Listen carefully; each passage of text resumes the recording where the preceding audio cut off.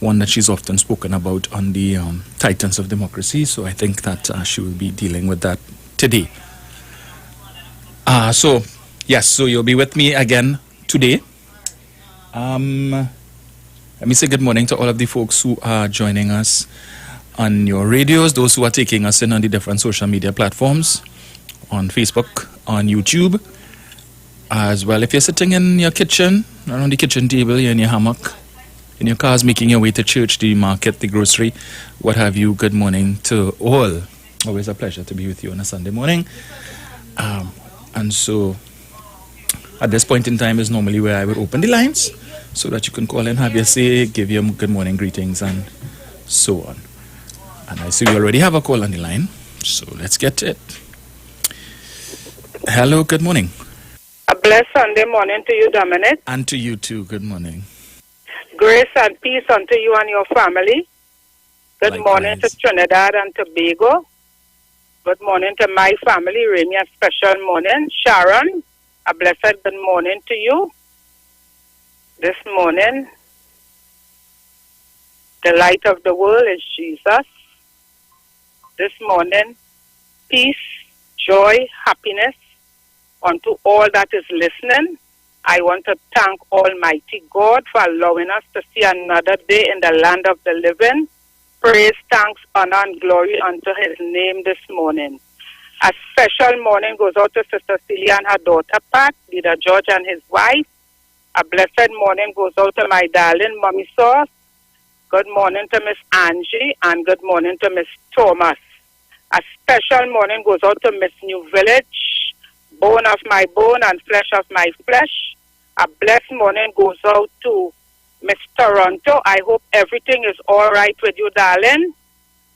Prayers is the answer. Healing is the children's bread, and there is nothing impossible for Almighty God to do. Good morning to the both Carols. Good morning to my friend Anne in Long Circular. And everybody else, good morning. Dominic, thanks for the opportunity. I know you is going to do a wonderful job in the mighty name of Jesus this morning. I'm listening until I'm ready to go in the house of the Lord. Okay, later.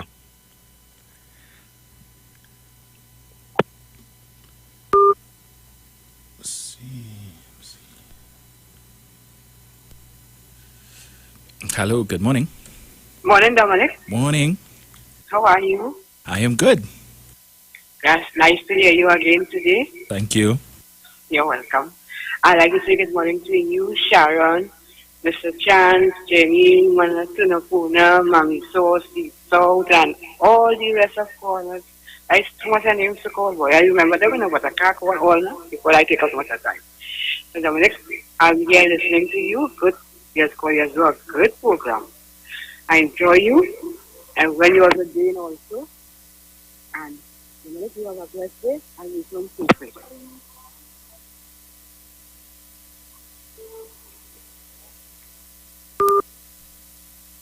Thank you, caller. I lost you a little bit in the end there. All right, so I can take a quick one because we have the ads coming up. So you have 45 seconds, caller.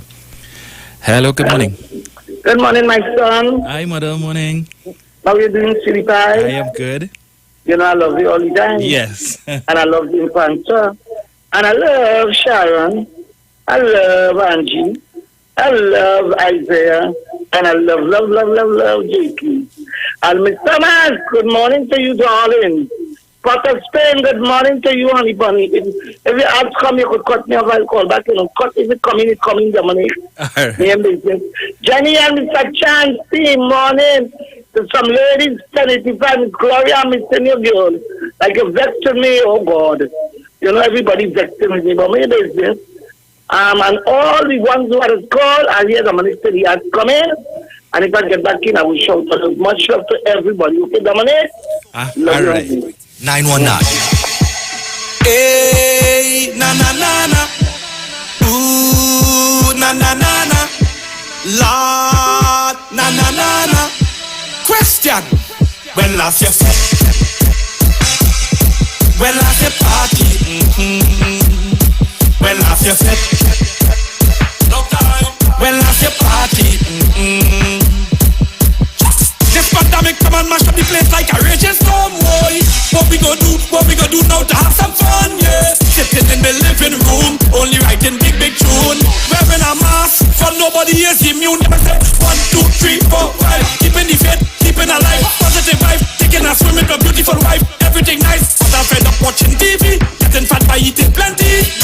Somebody please tell me when next we go jump up. Oh yo yo, boy boy, and party on a rooftop. Ay ay ay, tell them now when next we go jump up. Oh yo yo, boy boy, pop champagne like a big shot. Ay ay ay, yeah me look at me, tell me over there. When next we go take a little jump up. When next we go take a little waves. No time to misbehave, but I really need to get out the stage. When next we go take a little jump up. When next we go take a little waves. I need to be on a stage. Well, have your fet. Well, have your party. Well, have your set. Long time. When next we go party. Long time, long time, long time. If 2020 was a password, no, it's no maybe. People woulda be telling people, hurry up 2020. Can't even lie in the mall. Man holding their head and ball. Not one promoter take up a phone and give me a call, boy. I'm fed up inside the house and pressure washing the yard, boy. This pandemic lockdown trying to send me mad, boy. Can't see me good friend them faces. Afraid to go to the beaches and so many other places. When next we go jump up. Yo yo yo, boy boy, and party on a rooftop. Ay ay ay, tell them now when next we go jump up. Oh yo yo yo yo, pop champagne like a big shot. Ay ay ay ay ay. That was the Royal Castle Soca Shot on the street 919. That was the Royal Castle Soca Shot on the street 919.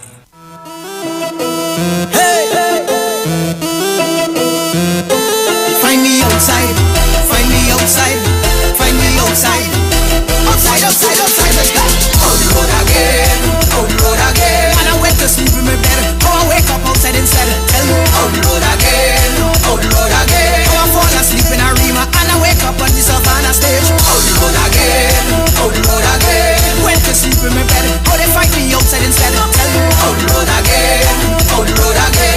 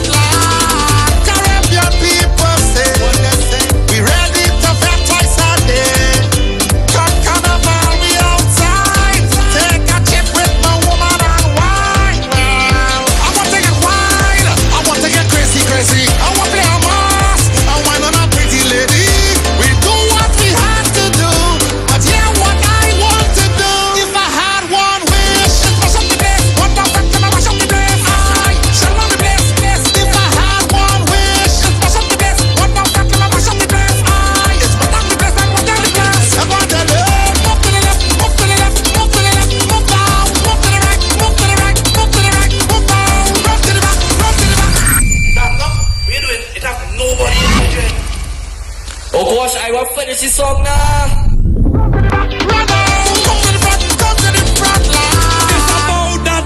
Now we mash up the place and give the people what them want.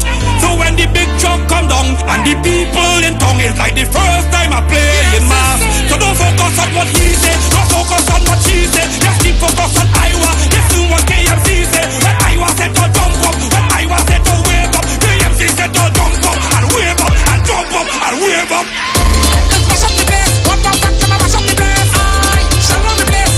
If I had one wish, let's mash up the place. What the fuck can I mash up the place? I it's what the place and what the place. I want to live. Move to the left, move to the left, move to the left, move down, move to the right, move to the right, move to the right, move down, run to the back, run to the back, run to the back, run down, come to the front line.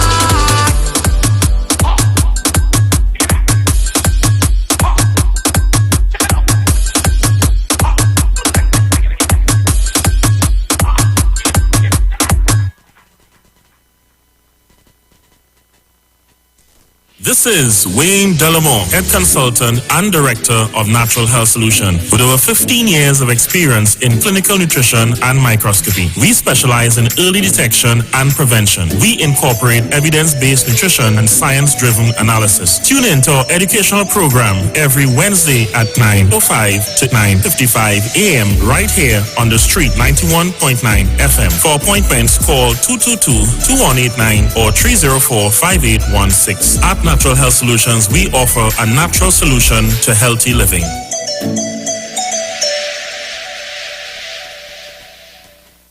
Looking for a safe and relaxed professional massage therapist and nutritionist? Look no further.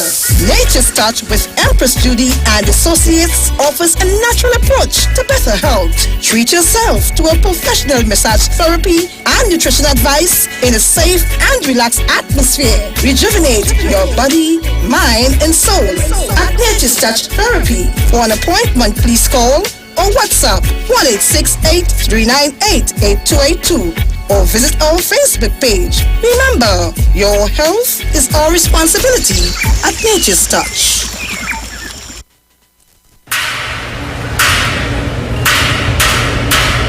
Join Pan Trinbago on its Pan is Spirit virtual concert series, keeping the vibes alive and the sweetest pan in the world. Live Sunday, February 7th and Saturday, February 13th at 8 p.m. via pay-per-view on tizic.com and WAC platforms. Keeping the vibes alive and the sweetest pan in the world. Top medium and large bands in the nation. Featuring National Panorama Champions Desperados and NGC Kuvo Joylanders. Courts Sound Specialists, Phase 2 Pan Group, Cats and Jammers, Panberry, and many more. People's Choice Prizes to be won. Text to vote your most vibes and the sweetest band. Buy your tickets today. Log on to tizic.com, that's TIZIQ.com, and purchase your tickets. You don't want to miss out on these spectacular steel pan events.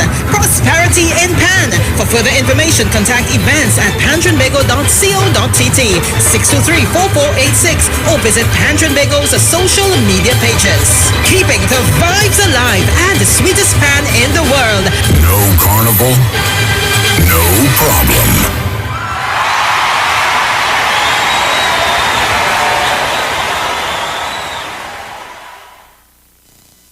Get great New Year savings with Extra Foods Plenty for $20. Twist juices 7 for $20. Jose noodles 6 for $20. Atrax cans 4 for $20. Crix minis 5 for $20.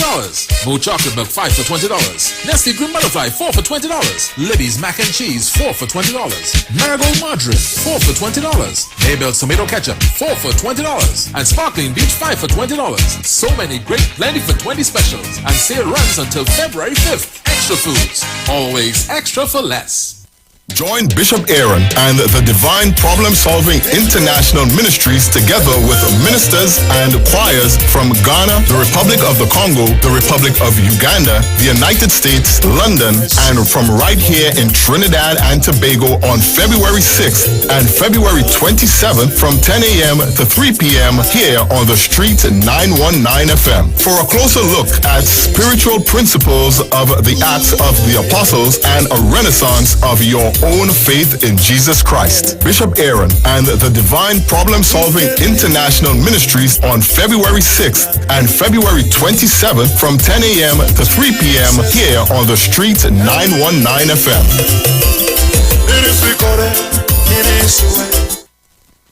Share the live. Share the live. The Street 919 FM on Facebook and Instagram. Share the live. Iowa George on Instagram. Share the live. Iowa TV and Street TV on YouTube. Share the live. The Street 919 FM. What sense it me?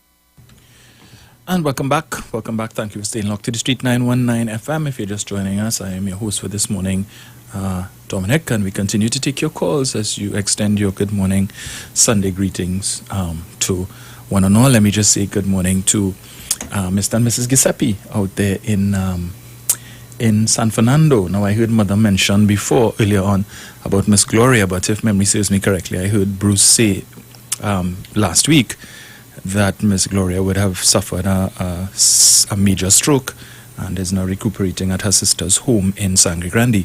So, sending out best wishes to her. I know how difficult recuperation from a stroke can be, having experienced that with my own mother a few years ago. So, Miss Gloria, if you're listening to us, good morning to you and sending you best wishes.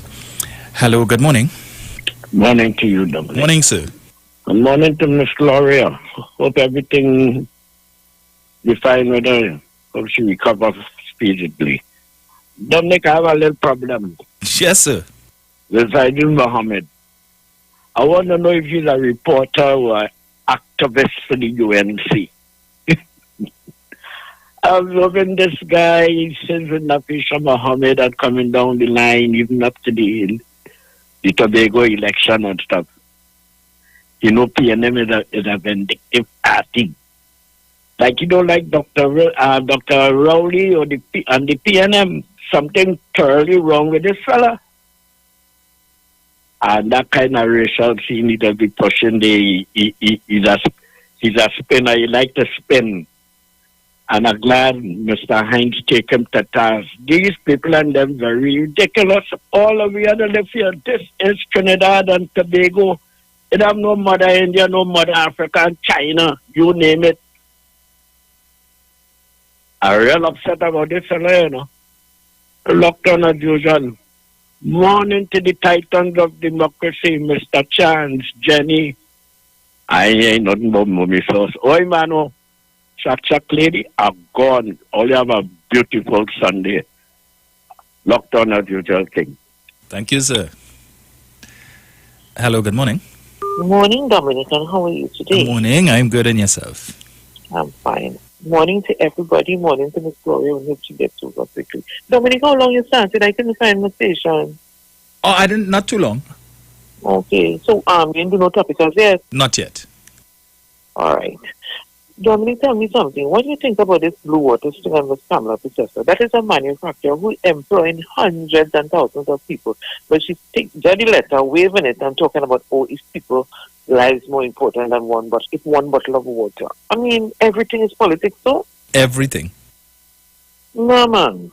So she wanting to send home people and then, you see how much hundreds of thousands of people are unemployed? I am fed up. And of course, what do you think about Mr. Winford James day and night? Shameful. Couldn't even look at people. Indeed. Okay, my love. I'll be listening. Thank you. Bye. This whole situation with this Blue Waters thing, the UNC always has to make an issue about everything. And Kamla Prasad-Bissessar was the first person to raise that issue, because they're always getting information. And which is what baffles me when she said, she requested a copy of the 2016 Auditor General's report, and she couldn't get a copy, so she has to wait till it is laid in the Parliament. But yet still you were able to get information about an exemption being given to 39 foreign workers to come in to repair the production line for Blue Waters. You could always get information. You were able to get your hands on the Civil Aviation Authority flight manifest for when Delcy Rodriguez came in here. You were able to get a copy of an exempt document, which is the cabinet note that dealt with the decision to rent Faris Al-Rawi's building. You claim to have a dossier containing information with respect to 150 buildings owned by members of the clan and all of that. the building that Colminbert has on Picton Street, where he built his apartments, you know who he bought the land from, how much he paid for it, how much taxes he paid, all of these things. But you couldn't get a copy of the Auditor General's report for 2016. You know why? Because the citizens of this country came down on the last shower of rain. But she raised this issue about Blue Waters, and in no time at all, you know, the illiterati of the UNC jumped on that and are now calling for people to boycott Blue Waters. Chief among them is to borrow a term from Calypsonian Watchman, the bald-headed afterbirth, Anil Roberts, did a live yesterday where he's calling on people to boycott Blue Waters, and Wayne Sturge jumped on the bandwagon too, and not understanding that when you call for people to boycott Blue Waters, that is going to have an impact when sales drop. It's going to have an impact on, as the caller said just now, employment, because they're going to have to let go people. But that speaks to the stupidity of the United National Congress, and now they're trying to walk it back and say, well, we don't have an issue with Blue Waters. Our issue is with the government and the inequity in the exemption system.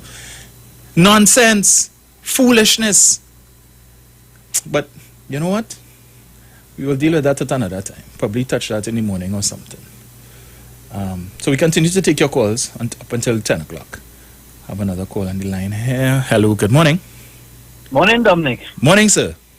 Well, what they do with Ramcharan and them when we decide we will not boycott them for the racist statement that she would have followed based on what Kamala Prasad has been pushing. Yes. And everybody start picking it up now. When Kamala Prasad blow the dog whistle, and everybody feel that they could just insult and make racist remark against the Africans.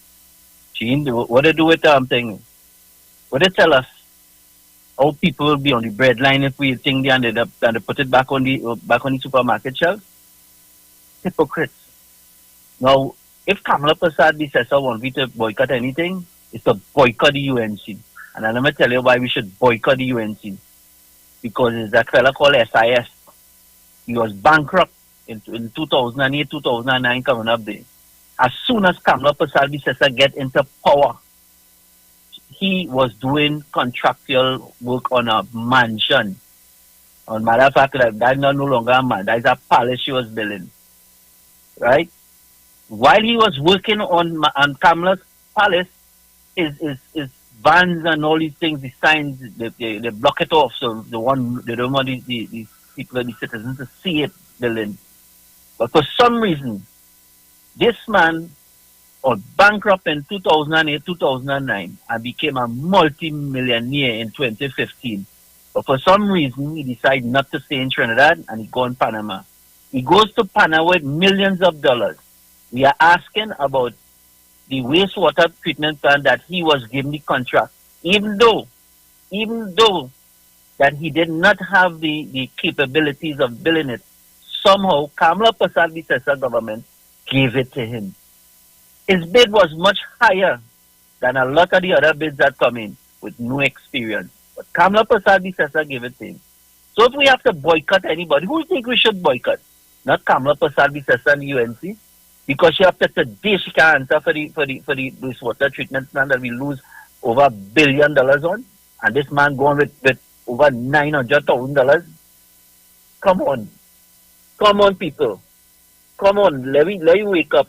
When I saw that one thing, Anna Roberts was pushing that crap, and I saying, look at this.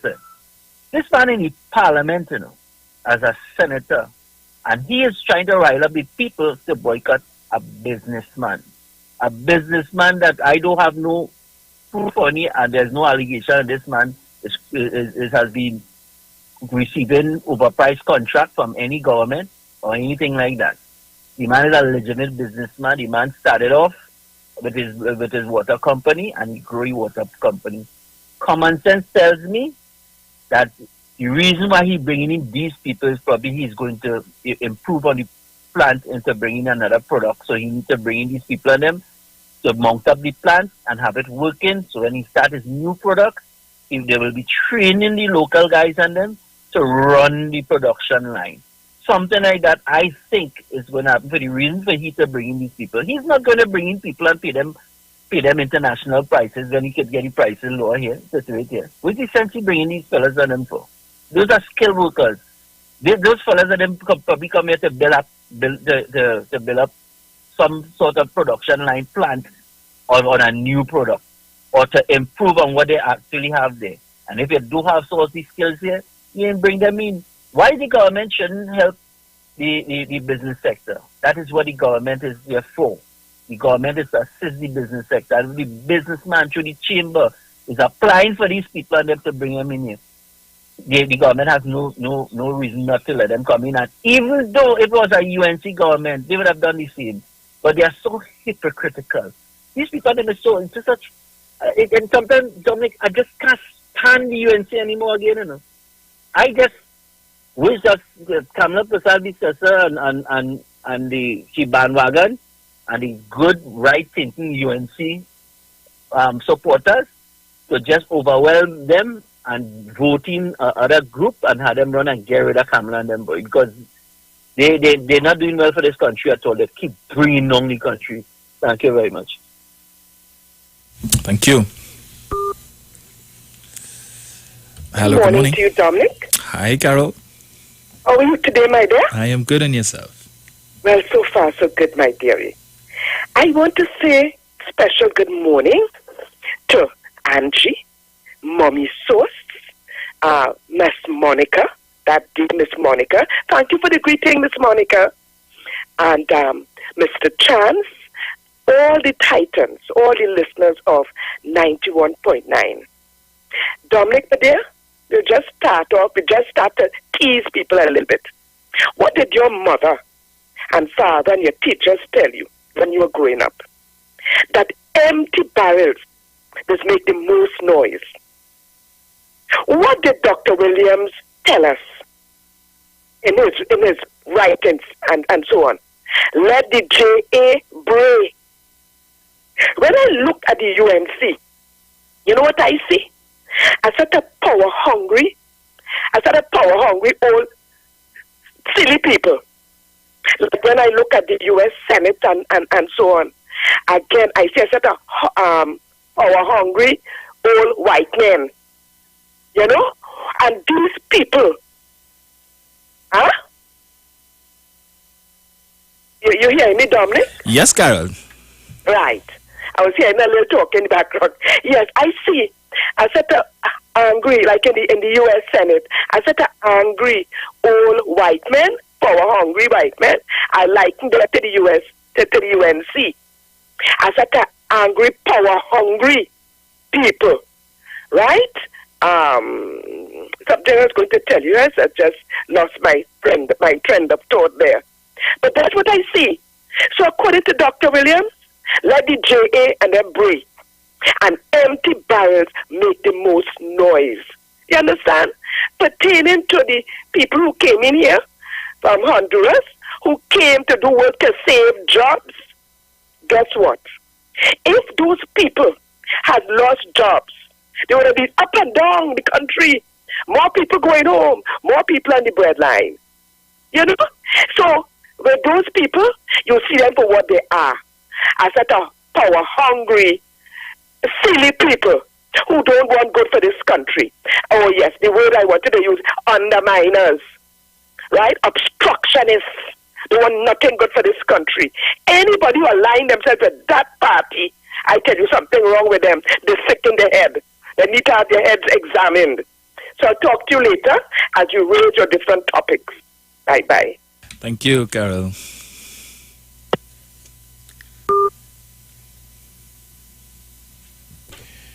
See.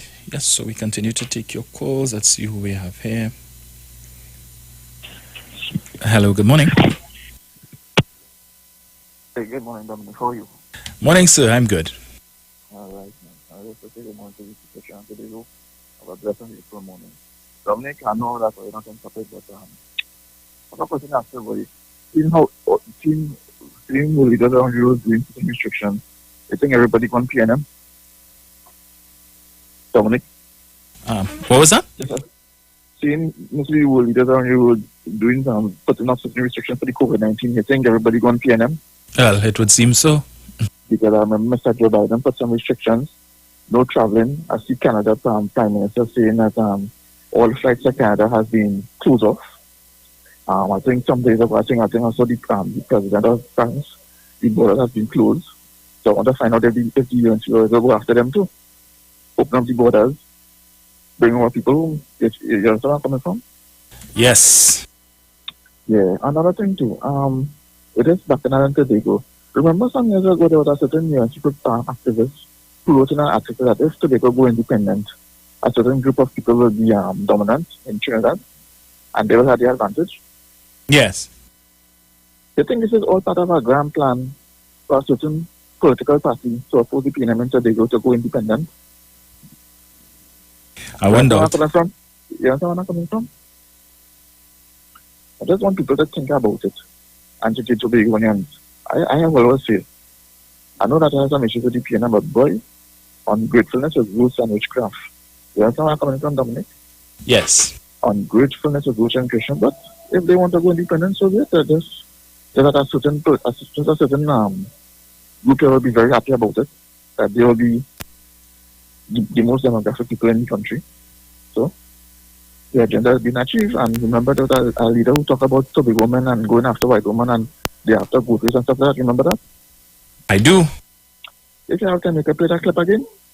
You can find the clip. I'll try to locate it. Thank you. You have a good day.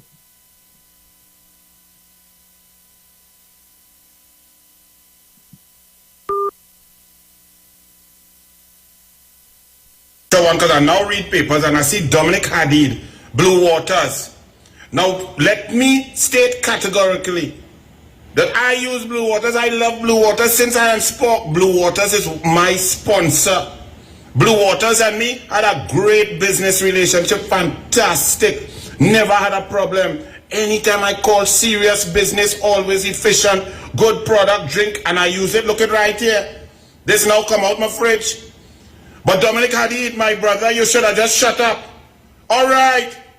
You know your brethren them, you know your business partner, Faris Al-Rawi, you know your brethren, Stuart Smallpen, you know you're lying with them and you get a little blind. You get a little advantage. Keep quiet. Don't come and talk about the opposition being mischievous and that the minister said about the separation and exemption for oil and gas and manufacturing. That is what Stuart Smallpen Young now lie and say. He said the exemption was only for medical officers and very strict, and citizens are out there. You do your business. You get through. Well, we happy for you. We were happy that we not vex for you.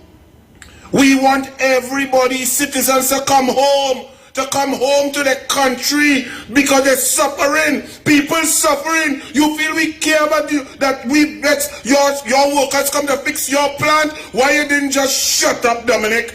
Dominic, hold your ass, okay, my brother? Because you see, I had no problem with you, but when all they talking stupidness, watch. I done. Okay? Watch me.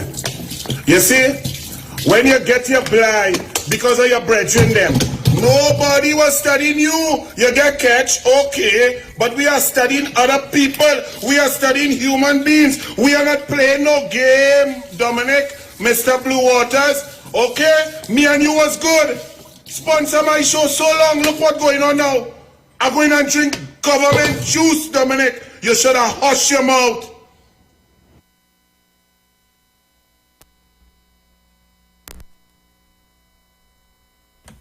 Right. So, of course, you all know who that was. That was one of his rants. I see he did another one this morning, but it's a bit too long for me to play that for you. We don't have time. I really don't have time to play garbage this morning, but I thought I would just play that to demonstrate the stupidity of the UNC. And you know what's more? I couldn't show the video, but in it, he empties 2 of the big bottles of Blue Waters, right, down the sink. So you went and spent money to buy, so you put money in Dominic Hadid's pocket to buy 2 bottles of water so that you could do a video and stunt. You're so stupid, you moron. You feel Mr. Hadid vex? He get the price of 2 bottles of water from you, from your pocket. Idiot. So you could do a video and do a live, to please the illiterati of the UNC. And now, the hierarchy of the party saying, well, we don't have any issue against Blue Waters. It's really we have an issue with the government.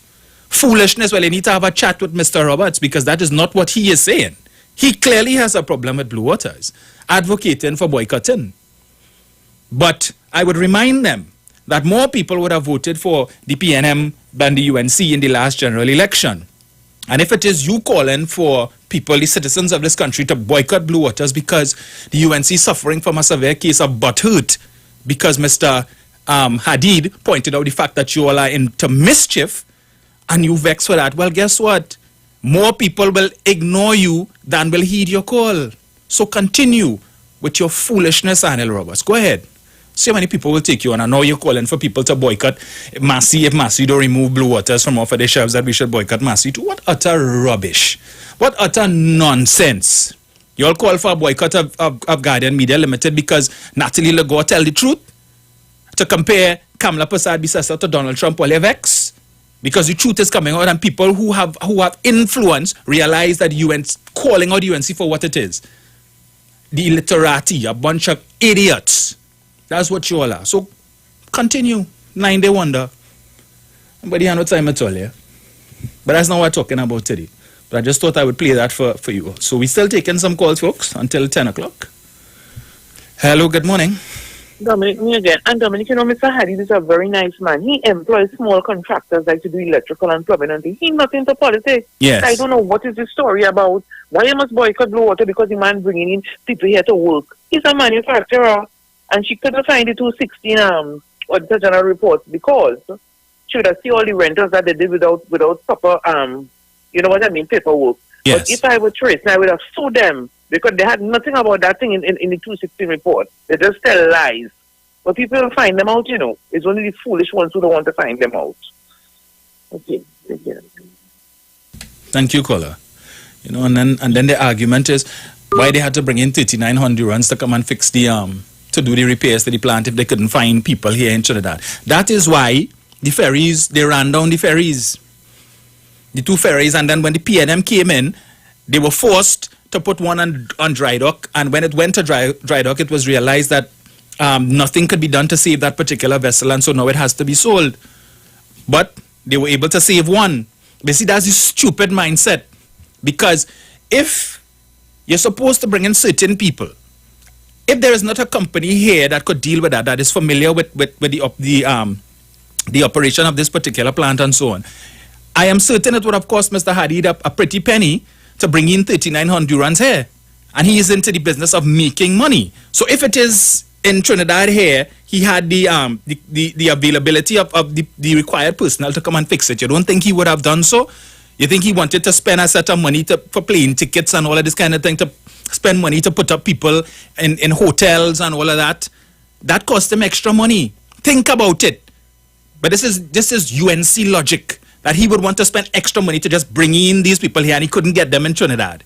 It would have been much cheaper to get in Trinidad. So obviously he could not get the workers that he needed in Trinidad, hence the reason he had to bring foreigners here.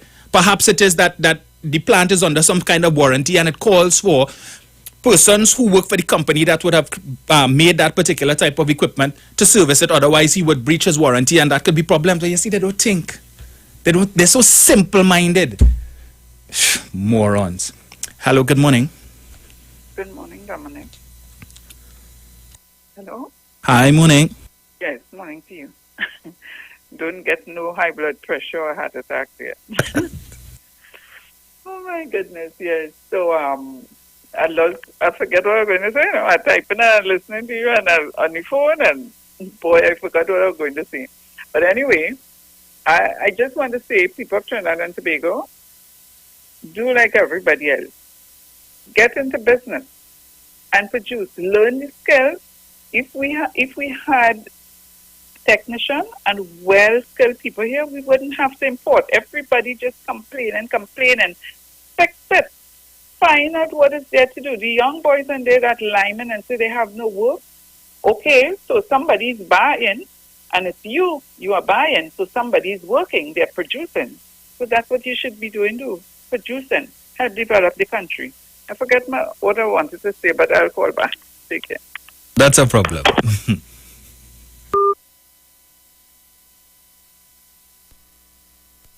Right, so I think we have time for one more.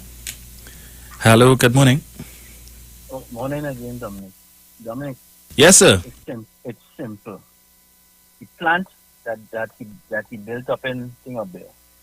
Obviously, that is a plant that would have been foreign national would have built that plant, and they bring it down here and things. Even though if you're going to do renovation to upgrade the plant or whatever you're going to do, you don't have the expertise or the skill of the people and them to do it here, so you have to bring in those people to do it, right? I see nothing wrong in that. The man is a businessman, and if he needs people to come in and to do it everything, and he applied, and he had to wait, and he get through, there's nothing wrong with that. Let me tell you something. That Dominic Hadid, he didn't just become where he is. He started off like everybody else. He was one of them normal fellas, linemen in the club and all them kind of thing with everybody. But he had his family and them who help him bend down and pull up his bootstrap. They invested in him, they lent him money, they gave him money, and he started business. Now, who would have lent him money would have gotten back that, they would have get back the money with interest on that long time. So it was a good investment to go in that. And who would have partnered with him to go into that water business thing? Because when Dominic started off in that water business in the early days, there was only one local bottling water company that I knew about. I stand to be corrected, and that was Reed Monza. And Dominic went into that, and I remember he went into that. I say he wasting time with that because who gonna and buy water? But the man become a multi-millionaire for the motor because the man had ideas and he put the ideas to work. So why you vexing with the man for you telling me things? There's no reason for me not to boycott the man and thing there. And the next one is Cook Mehu. Cook Mehu on the Facebook telling us that it's a good thing that we had with people keeping it. And the Guardian media put out thing there and they just edit it and they push it. Cook Mehu, this man's a dangerous liar, boy. The people who was taping it where the reporter hand was slapped away when she put it, it was your people. It was UNC people taping it because they was the other side of the fence. But this man trying to tell us, you see all these fellas and them wicked? That is why I had problem with his book, you know. He wrote a book and talked about Dr. Eric Williams and Marlborough House and he played even his version of it. And I was telling my brother, because my brother into law, and my brother tell me certain things in it that he could think too, and he said that he'd make contact with Cook to get more information. And I warned him, you know. I said, them first, will always cue the facts. I say it's better you go and look at what Ferdy Ferreira is saying, because at least with Ferdy will give you actual events because he was there. And he would know. He was wrong at the time. He would see what was written in the Trinidad Gazette at the time when these things was happening. So he could give you an actual event. So if you're taking information that he writes, when he would be researching from, and most of the time he will research and the ideas he will always levitate to is where you get from the other side. So everybody would want to push their point of view. And I always ask my brother as a lawyer who's studying law, always remember you still have to look at the actual event and why certain people have done things and for what reason. Put yourself in Dr. Eric Williams' shoes and what he was trying to get for Trinidad and Tobago and why people was blocking it. So why he would have made certain statements and understand why certain people would have skewed it to make it sound like Dr. Eric Williams don't like their people. When he made the oligarchic card, something like that he'd say. You know, they turn that and say that all kind of thing and Dr. Ray Williams this and he do like that. And you know, it would have, you know, you have to say, well, look, at the time, forget it now because that's small thing. You know, today, you have generation who grow up under that, where they feed them that and they believe that Dr. Rick Williams was didn't like Indian people. But you know, the policies that Dr. Rick Williams put down, the policies that Dr. Rick Williams put down would have been for everybody, because from 1956 to now, we have a lot of very, very educated people of all sides, from the French Creoles to the Indians, the Africans, and the Chinese, everybody, because they have access to free education. And in other parts of the world, you have to pay for that.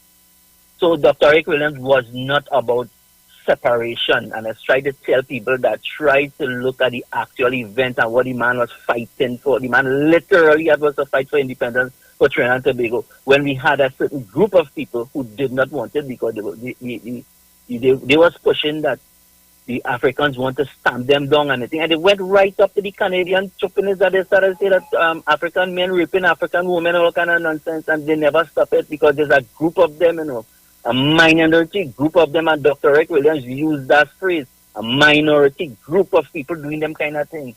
Thank you very much. Thank you, sir. Let's see here.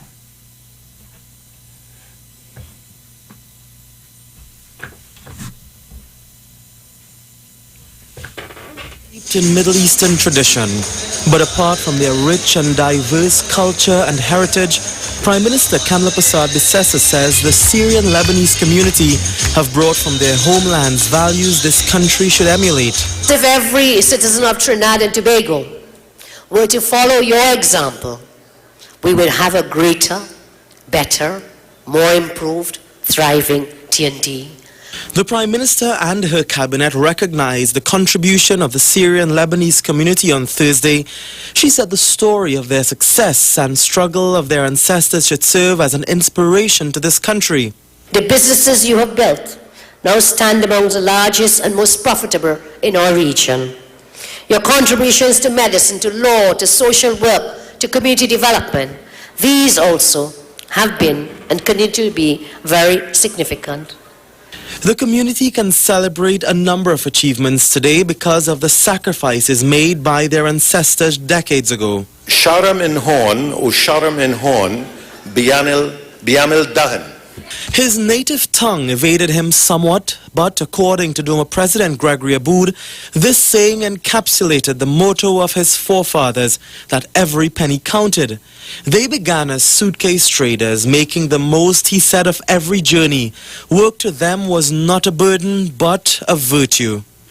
They were required to weigh their bundles at the train station, and often, we are told, they discovered that the bundle that they were carrying exceeded their own body weight. Mrs. Persad-Bissessar also recognized the contribution and achievements of Dr. Anthony N. Sabga, Chairman Emeritus of the Ansa McCall Group of Companies, parent company of CNC3. She said his struggle as a 13-year-old boy to heading an international conglomerate worth well over $11 billion is an exceptional example of the ideals of the community. For CNC3, I am Kamal Georges.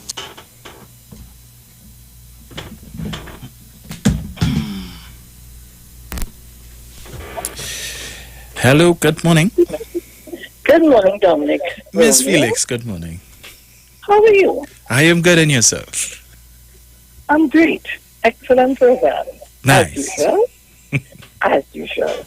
I want to thank you for, oh gosh, you're like my support now. You had added on to boost. Yes. And thank you for, and just so that people know that we in Maruga try to get this thing finished. Mm-hmm. Before I tell you what I really called for, so I'm just saying to people again this morning, to all who supported and help us and continue to do so, to thank them. But guys, we need to get a little more funding to do the roofing, because we're reaching up to that level. And thanks to the guys who are coming out to give that support. But I'll talk about that a little later on. Dominic, Blue Waters, one of the brothers, and my very good friend. That's great. Okay. And I am listening to the entire issue of the wanting to take down the Minister of National Security by any means. You don't care what you use, how you use it, and when you use it. There's an article this morning saying you're not on Blue Waters, and so on and so on. But you take the horse out of the cart, let him run, and now you're running with the cart to hold the horse to pull him back. You were supposed to find out first what you want to talk about. Now, let me explain this, as I just spoke with him. Since before the COVID came in, they had ordered this piece of equipment which cost a lot of money. Dominic, and you just alluded to something you said. So if you're buying something of that magnitude, of that expensive value, and it's something to raise the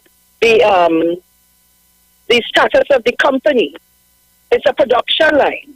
Now, coming to Trinidad and Tobago, it can't come well built. It has to be broken up and put into, however, and come to Trinidad and Tobago.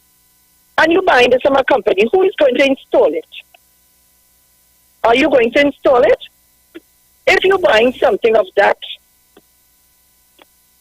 put it in the amount of money it costs and the kind of equipment it is. Obviously, the persons who you are buying it from, they have to install it.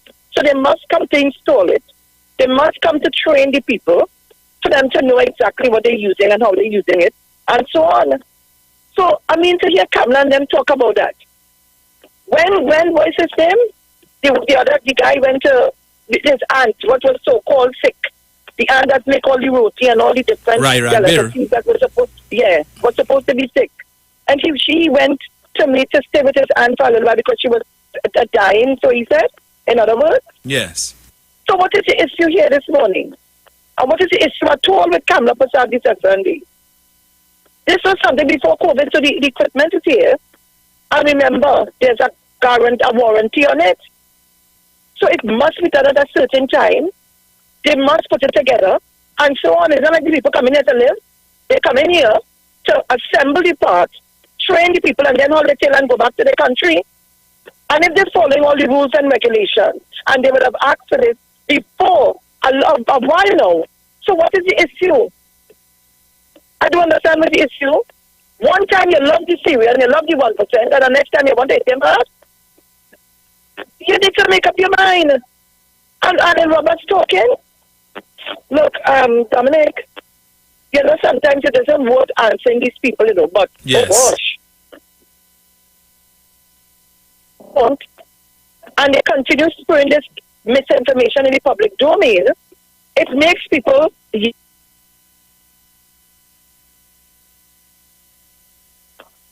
So you have to try to bring the information, the proper information here. But it's a wonder. Some people talking now, but they must go and ask Merv how things are stay. Maybe you could ask Merv. You could tell him how it is. And I go on. And anyhow, just remember. So guys, we need to get a little help with the roofing material. Anybody want to help us? Please call me on 7264685. Dominic, you can give them a number to call, and it's 340-2016. Okay. So I'm coming back down to go back up to Naruga later to pick up the guys. Yeah? Yes. Excellent. I go on. All right.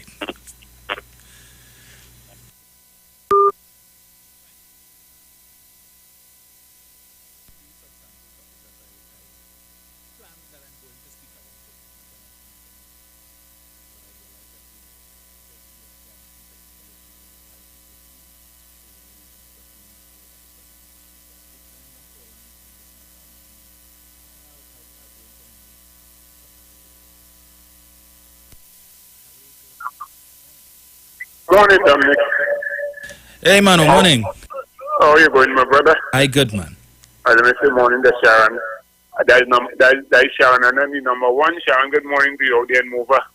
Good morning to everybody trained the Lego. Mami sauce, kote lagi, lo good, papa yo. 1285, Organ Oma. Good morning, Mr. Sawaman. Good morning, Miss Friday. Jackie and Jackie, good morning. Malcolm and Gemma. Miss Tunapuna, good morning. Miss Toronto, good morning. Gloria and Miss Faizabad. The people of Tobago, morning to you.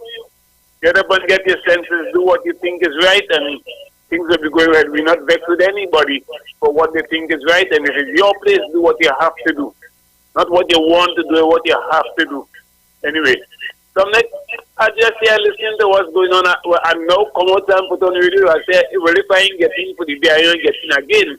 But let me say love to everybody and give something to somebody today.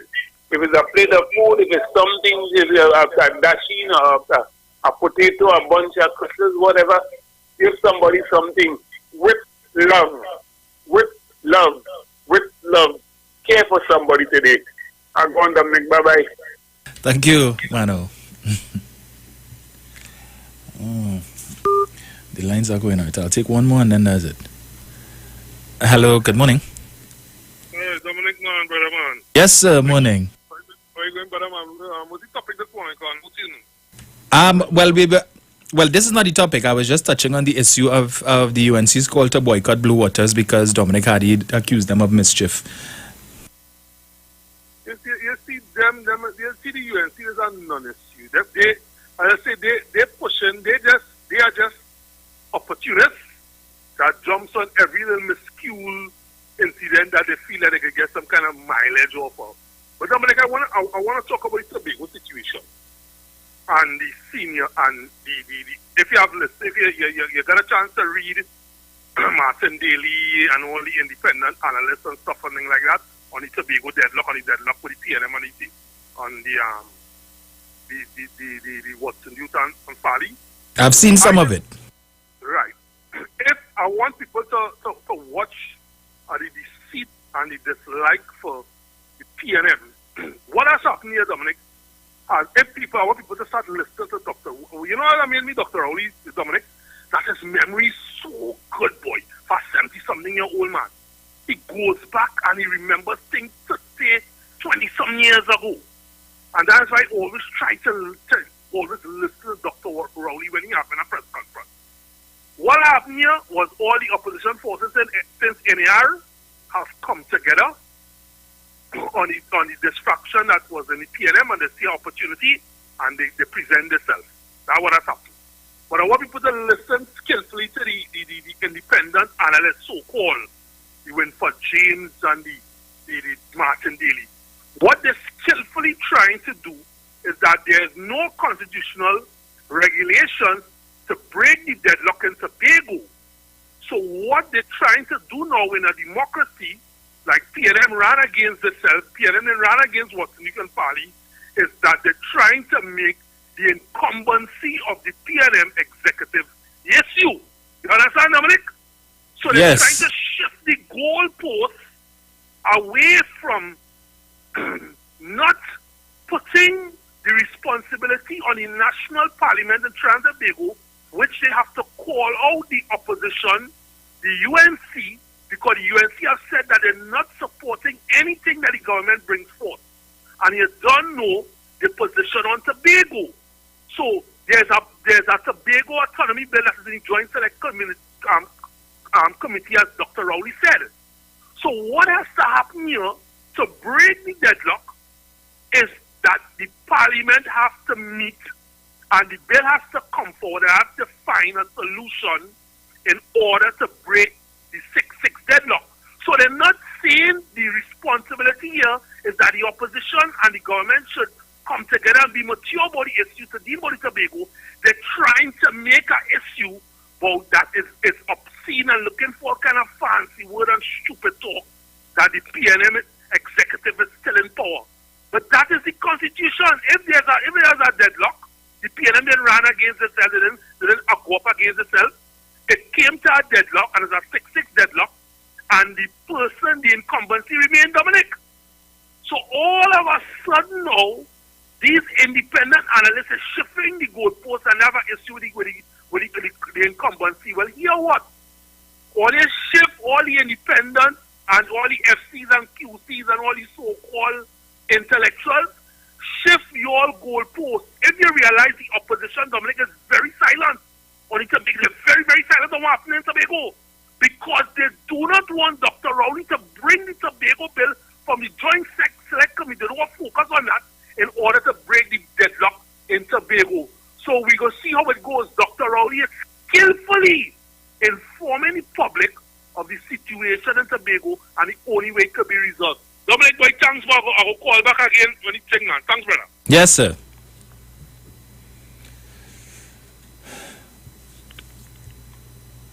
Right. So, as I said, Blue Waters was just, a little icebreaker for the morning, as one of the callers would have raised the issue, and I felt I needed to touch on that. I also see that the UNC tomorrow night, they usually have their Monday night virtual meeting, whatever they call it now. It used to be the Monday night forum. Now they have a new, whatever. But anyway, they're having a round table tomorrow night where they intend to start this movement calling for the repeal of the Procurement Act. And this roundtable, in fact, I think they have something going on now on a press conference, and I'm seeing King Clown, or the man that I call the, the quintessential clown, Rudal Munilal, is speaking at this time of their conference. But anyway, we're not promoting that. What I saw, right. They have an round table tomorrow night, and it's what I only mention it because what I found interesting is who are some of the speakers on this round table. And they're highlighting the fact that one of the main speakers at this round table is going to be former PNM Minister of Finance, Karen Nunes Teixeira. I found that to be very interesting. Repeal of the Procurement Amendment Roundtable and Webinar, featuring Kamla Prasad Bisesa and Wade Mark, Gary Aboud, Timothy Hamel-Smith. Timothy Hamel-Smith didn't learn his lesson from the last time. And Karen Nunes Teixeira. And I see they've also updated it to include Ralph Maraj. That's a big surprise there, boy. Wow. But I must say I'm very disappointed in Mrs. Nunes Teixeira. But to each his own. Yesterday was yesterday and today is today. But we will hear more of that in the coming days. What I wanted to talk about today, it would be remiss of me if I didn't touch, of course, on what took place last week, Monday. Referring, of course, to the local government election, the by-elections, and the Tobago House of Assembly election. And some people are calling it the Monday Massacre. If there's one thing the UNC have is a flair with words, Monday Massacre. Okay. And they're beating the chest. So let me just deal with the by-election first. In Trinidad, they're beating the chest about them taking the Arima Central seat, and they're calling it. They're making inroads. They've made inroads into a PNM stronghold. And it's a sign of things to come. Okay, they're overly ambitious and overly optimistic. But I would want to caution the UNC because apparently they have very short memories when it comes to elections. You see, because they want to grasp at any little victory that they get. They want to hug it up and hold on to it. But I would remind them that in the local government by-election of 2018, where there was a seat in Barataria that was held by the PNM, I think the gentleman's name was Purnell Bruno, and that seat had been held by the PNM for some time, and it was considered a PNM stronghold. And then in the by-election of 2018, the UNC was able to wrest the seat from the PNM. The contenders, if my memory serves me correct, for the PNM was Kimberly Small, and the UNC was, I think, Sharon Maraj. And Ms. Maraj was able to wrest the seat from the PNM by a margin of 125 votes or thereabout. And the UNC at that time called that a victory, one which spoke to them making inroads in PNM territory. Same thing they're saying today. And what happened a year and a half later, in December 2nd, 2019, at the local government election? The same Kimberly Small came up against the same Sharon Maraj. And what happened? Ms. Small took the seat. She took it back. So it seems that the UNC, they get a little blind. They were squatting in the seat for a year and a half, and then the PNM, of course, came and said, okay, enough of that. Enough of that. We serve you notice, you're trespassing, here. And they took back the seat. So what happened to those inroads? The very same Arima Borough Corporation, as I would recall, 2010, that was the best year for the UNC, the People's Partnership, remember? Local government election of 2010, clean sweep, man, they battered the PNM. But they took the Arima Borough Corporation. 7 out of the 8 seats was taken by the UNC. The lone man standing was Anthony Garcia. That was inroads, if you want to call that inroads. They took 7. And what happened just 3 short years later? The PNM came back and routed their backside and took all. What happened to those inroads? You all ran out of pitch and bitumen, so you couldn't pave those inroads anymore? Is that it? So when they want to come and talk garbage, but we made inroads, please, let's call a speed a speed. We're talking frank this morning, okay? There are people in the Arima Central district who say that, they had issues with the candidate that was put up by the PNM. Some people felt that she was a bit aloof. Some felt that she was an academic and that her focus may have been solely on council business and not necessarily, representation. because I understand that she's a doctor. I think she's a dentist or something like that. And there was a whole newspaper article earlier on last week that spoke to that issue, that the reporters would have gone out, they would have interviewed the Burgesses, and that was the feeling that is on the ground. On the other hand, some of the very same people said that the gentleman who was chosen by the UNC, that he was a good candidate. He's a man from the area. He's known to be somebody who does a lot of stuff for the district. I think his job is he transports. He has a private transport taking children to school, and some of the parents were saying that he's the type of person where if it is the parents are experiencing some type of financial hardship and they can't pay him, he's not going to make a fuss about it. He's not the type to run you down for money and that kind of thing. However, he can help, he helps. And they've used terms like he's a sweetheart, a sweetbread, he's a saltfish, that kind of thing. And PNM people who know him as well have indicated, yes, they could vouch for him, that this is somebody who is a man of the community and he's a good candidate. Notwithstanding their political leanings, they're not going to bash the man, that he's somebody of good standing. And therefore, they won the seat. It would be one of the very rare occasions in which the UNC would have made the right choice when it comes to a choice of candidate. And anybody who doubts me need only to look at the opposition bench in the parliament and you would see empirical evidence that the UNC, the track record when it comes to choosing quality candidates is abysmal. 19 misfits sitting on the opposition bench in the parliament. 19 of them. Just pick anyone. Waste that time. Join pay under false pretenses. They make no meaningful contribution to development of this country. None. All they could do is obstruct and oppose simply for the sake of opposing. That's all they do. They bring no value whatsoever. And so they're going to beat this exemption horse until the cows come home, as they say. Well, waste that time, because look what's happening in Canada. The Prime Minister of Canada has announced that they are banning flights to the Caribbean. So that even if a Trinidadian citizen who is in Canada applies for an exemption and gets through, based on what the Canadian government has now put in place, you still can't come home. So what's going to happen? Are we going to see the UNC is going to call for a boycott of Canada and tell people when the borders open, don't go to Canada? Because Canada is impeding Trinidad and Tobago citizens from coming home? What could an exemption do to them? Why are you all not talking about that? Of course they're not going to talk about that. Because they're just on folly and foolishness. So, as I said, they're beating the chest. They're happy that they win the Arima seat. Well, hold on to it until November, December next year. Because you're going to lose it. That's right, you're going to lose it. And then, sent a bunch of jokers. And I understand now that the Arima candidate had the backing of the UNC MPs. They came out in their numbers. You had Saddam Hussein and Glenram, Khadija, all of these people were canvassing hard in Arima. And they did what they had to do on election day, and they brought out the voters, and perhaps there needed to be more support from the PNM MPs to counteract what the UNC was doing. So they brought out their people, they brought out their arm, and they did what they had to do. So maybe this is one of the things. And then I also understand there was some canvassing on election day from the UNC camp against the law, engaging in canvassing on election day. You see, and these are the things that need to be brought to the fore. And there needs to be some sort of examination as to what it is that would have taken place. But we know the UNC, that's what they are. They are lawbreakers. Plain and simple. They don't abide by procedure and process. That is not in them.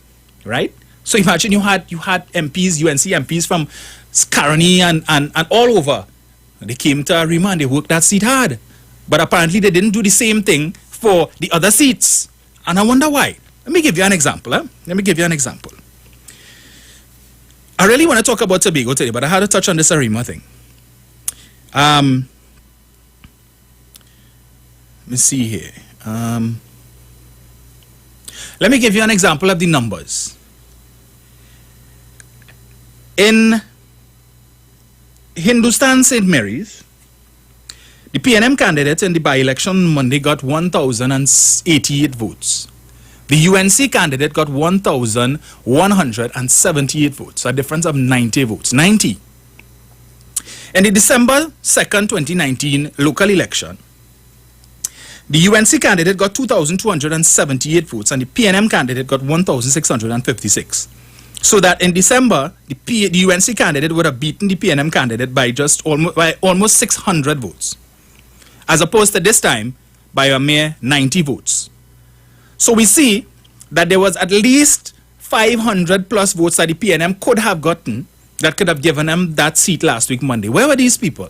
Where were these PNM supporters who voted for the candidate in December?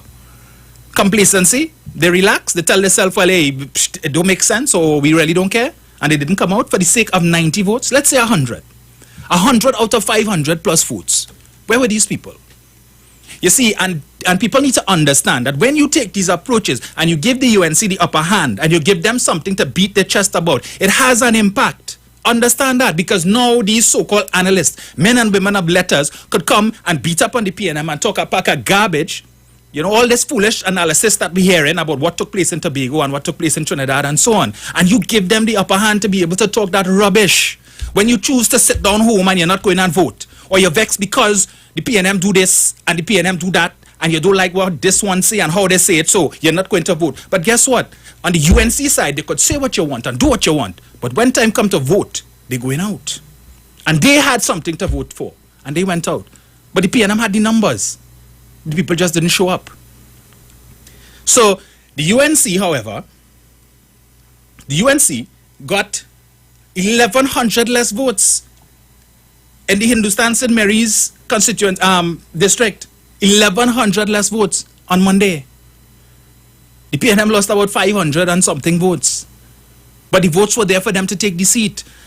And Burton Trace and these other people, Mr. Chance and Darian Marcel, and they went down and they canvassed to help. But they could only do so much. If you are not convinced to come out and vote and do what is right, then their efforts are in vain. And that's the situation there. And I would have seen videos on Facebook with one of the area councillors, Mr. Patterson, working hard with Dr. Bernard.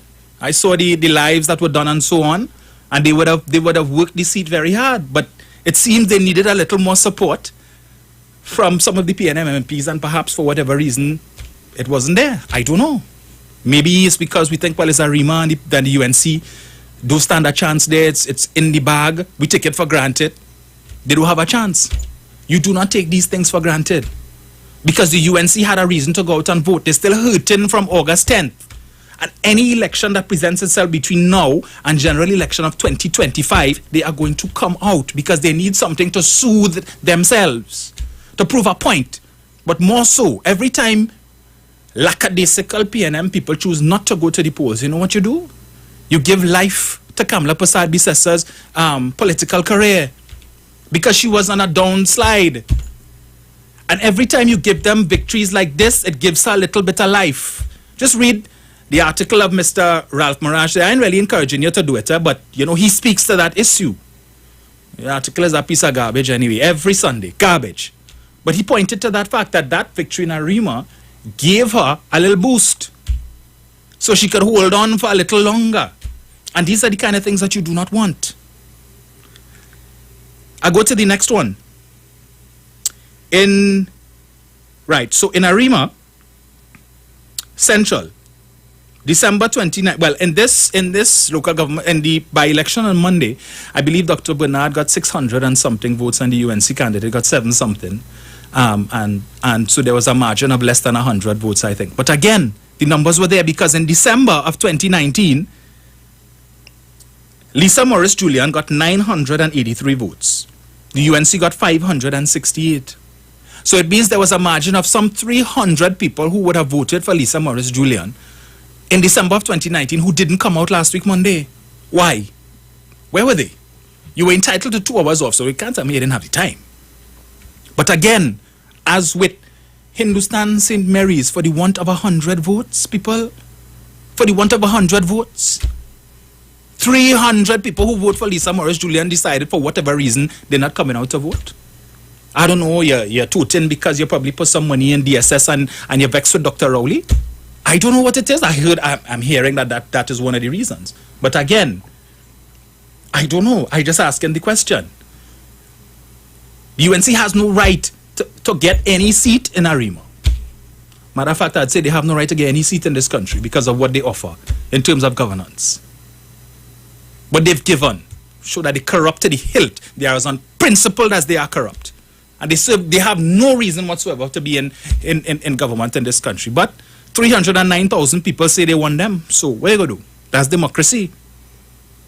But it was only in the Arima seat that they made gains over 2019. Only in Arima. In the other 4 areas that were up for grabs, they saw their numbers significantly decline. Kunupia, which is considered a UNC stronghold. Let me get the figures for that. Right. 20 in this on Monday gone, the UNC candidate got, I believe, 1,260 something votes, and the PNM candidate got 784. So a difference of less than 400 votes.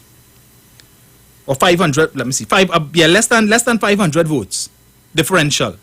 But in December of 2019, the UNC candidate got 2,469 votes. Vandana Mohit, who is now the MP for Shogunas East, she got 2,469 votes, as opposed to last week Monday, where they got 1,262 or something like that. So they saw a 50% decline in voter turnout for the UNC. 1,200 less people voted for them on Monday gone. But the PNM got the same number of votes, 784 in December of 2019, and they got 784 last week. So it could be assumed that everybody who voted for the PNM candidate in December came out and voted. You trying to tell me to have nobody else supporting the PNM in that area? Really? Really? All right. We going again. Hollywood, point 14. The PNM candidate on Monday got 394 votes. The UNC candidate got 58. But there was an independent candidate who got 309 votes. Now, this is somebody who was PNM, and I suppose that he probably went up for screening. He was unsuccessful, and he felt that he should have gotten the nod, and he felt that he had the support to win the seat, and he came very close. He came very close. But certainly we could understand that in this instance, because in December of 2019, the PNM candidate, Kennedy Richards, who is now the point 14 MP, got 674 votes, as opposed to the UNC's 239. This time around, the candidate got 394 and the UNC candidate got 58 votes. So they also saw a decline in point 14. In Diego Martin, in December of 2019, the UNC got 550 votes. This time around, they got 107. So the numbers fell in all others except Arima. And therefore, we need to try and understand what took place in Arima. But I wasn't there. And most of us who would proffer some sort of explanation, unless we were there, we don't know. But I'll try to see if I can get somebody who was a part of the campaign to maybe come in next Sunday or something and hold some discussions with us. And I understand that likewise in St. Mary's Hindustan, the independent candidate was also again as what obtained in point 14 in Egypt. Sorry, not Egypt. Hollywood was again PNM. And he was able to get some 658 votes, I think it was. So had he not been in the race, those votes could have gone to the PNM candidate and we could have taken back that seat. And the UNC would have nothing to beat their chest about today. So there needs to be some coalescing taking place. Clearly, this is not what the PNM is about. We understand the PNM is a party that normally closes ranks. And this seems to be a new development, a new trend that could actually cost the party votes in future elections, where persons who call themselves PNM but have an issue because you're not selected as a candidate that you're going to go up as an independent. And in so doing, you're splitting votes and giving the UNC an upper hand. And that issue needs to be addressed. That does not speak to the discipline that is characteristic of the PNM. Where did this new phenomenon come out from? Now, I know that in Tobago they said there were issues with respect to the choice of candidate concerning Scarborough, Denise Soifad Angus, that there were party groups that were saying they did not want Marcelin Jack. That is something that the party needs to deal with. Has to be addressed, because if this new phenomenon of persons who are disgruntled because you didn't get chosen as a candidate, you decide that you're going to come out and run as an independent. Clearly, in none of the instances it worked. You didn't win, but what you did was that you either gave the upper hand to the UNC or almost gave the upper hand to them. So we need to treat with that. Right. Let me see here. Let me get this, huh? Right, so I covered that. So I raised that point only to highlight the fact that in 4 of the 5 seats that were in contention last week, Monday in Trinidad, the UNC would have seen significant declines in their support and the number of persons who came out to vote for them in 4 out of the 5. Now, Rima was the only anomaly, but we will have a discussion on that perhaps in the coming weeks, see if we could get someone from that campaign to come in and give us some empirical insight as to what may have happened there and how going forward we could treat with that. But I want to get to the issue of the Tobago election. 6-6. And we are hearing that, or the talk is, that the reason why that took place is because the people of Tobago wanted change. Change. But we have many examples of what happens when we want to change. When the PNM is in power and we decide that we've tired of the PNM and we need change, what happens? 1986. After 30 consecutive years of PNM governance, the people decided they wanted change. And what did they do? They turned their attention and their sights to a coalition called the NAR. And what happened? How did that turn out? Let's back up. How did that turn out? Well, 33-3. Now, if you want to call that a massacre, I'll agree with you. The PNM was almost wiped off the political map, but they were left with just enough seats and the right representatives to revive the party. And so what happened between the 86 to 91 period? Well, of course, I would have been a wee lad back in those days, little boy. So, but I've heard stories of things that happened. There's the talk about where public servants lost their cost of living allowance, and there was the introduction of VAT, which some said would have added further hardship to persons during that period of time. I've heard stories about people not being able to pay their mortgages, and in housing development such as Santa Rosa, people were going into what was then, I think, Workers' Bank or something like that, and NCB and so on, handing back their keys because they couldn't afford to pay their mortgages. I heard Rowley Jr. mention one time about persons who would have left Trinidad and Tobago for greener pastures in the United States of America. So clearly, while there was some good that came out of that, people, the change that they were looking for, they didn't get. And so the NAR ended up being a one-term party. And shortly thereafter, that party was relegated to the political cemetery. But what was the aftermath? We came back to the PNM in 1991.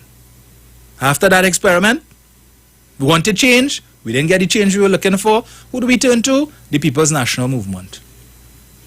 And then again in 1995, we wanted change. And what did we do? Election result 17-17-2. And the 2 Tobago seats decided to join up with the UNC to give Pandey 19 and make Pandey the Prime Minister. How did that one work out? 95 to 2001. How did that work out? Forensic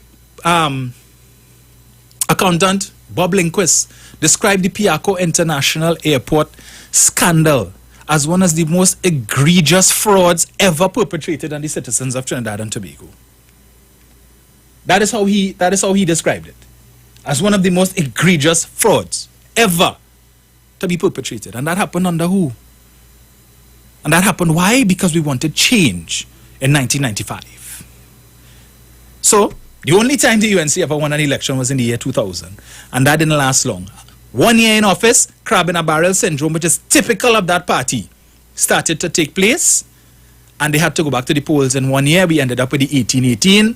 Mr. Manning, they agreed. Mr. Pandey and Mr. Manning came together, the Crown Plaza Accord, where they agreed on the 10-point plan, and they would allow the president to choose who would be prime minister.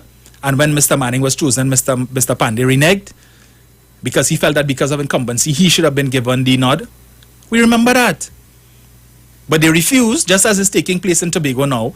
The UNC refused to play ball, refused to allow for the election of a speaker, and the parliament was hung for a year and they had to go back to the polls. And the PNM won, got an overwhelming victory, overwhelming mandate. So from 2002 to 2010, we wanted change again in 2010. How did that work out for you, Trinidad and Tobago?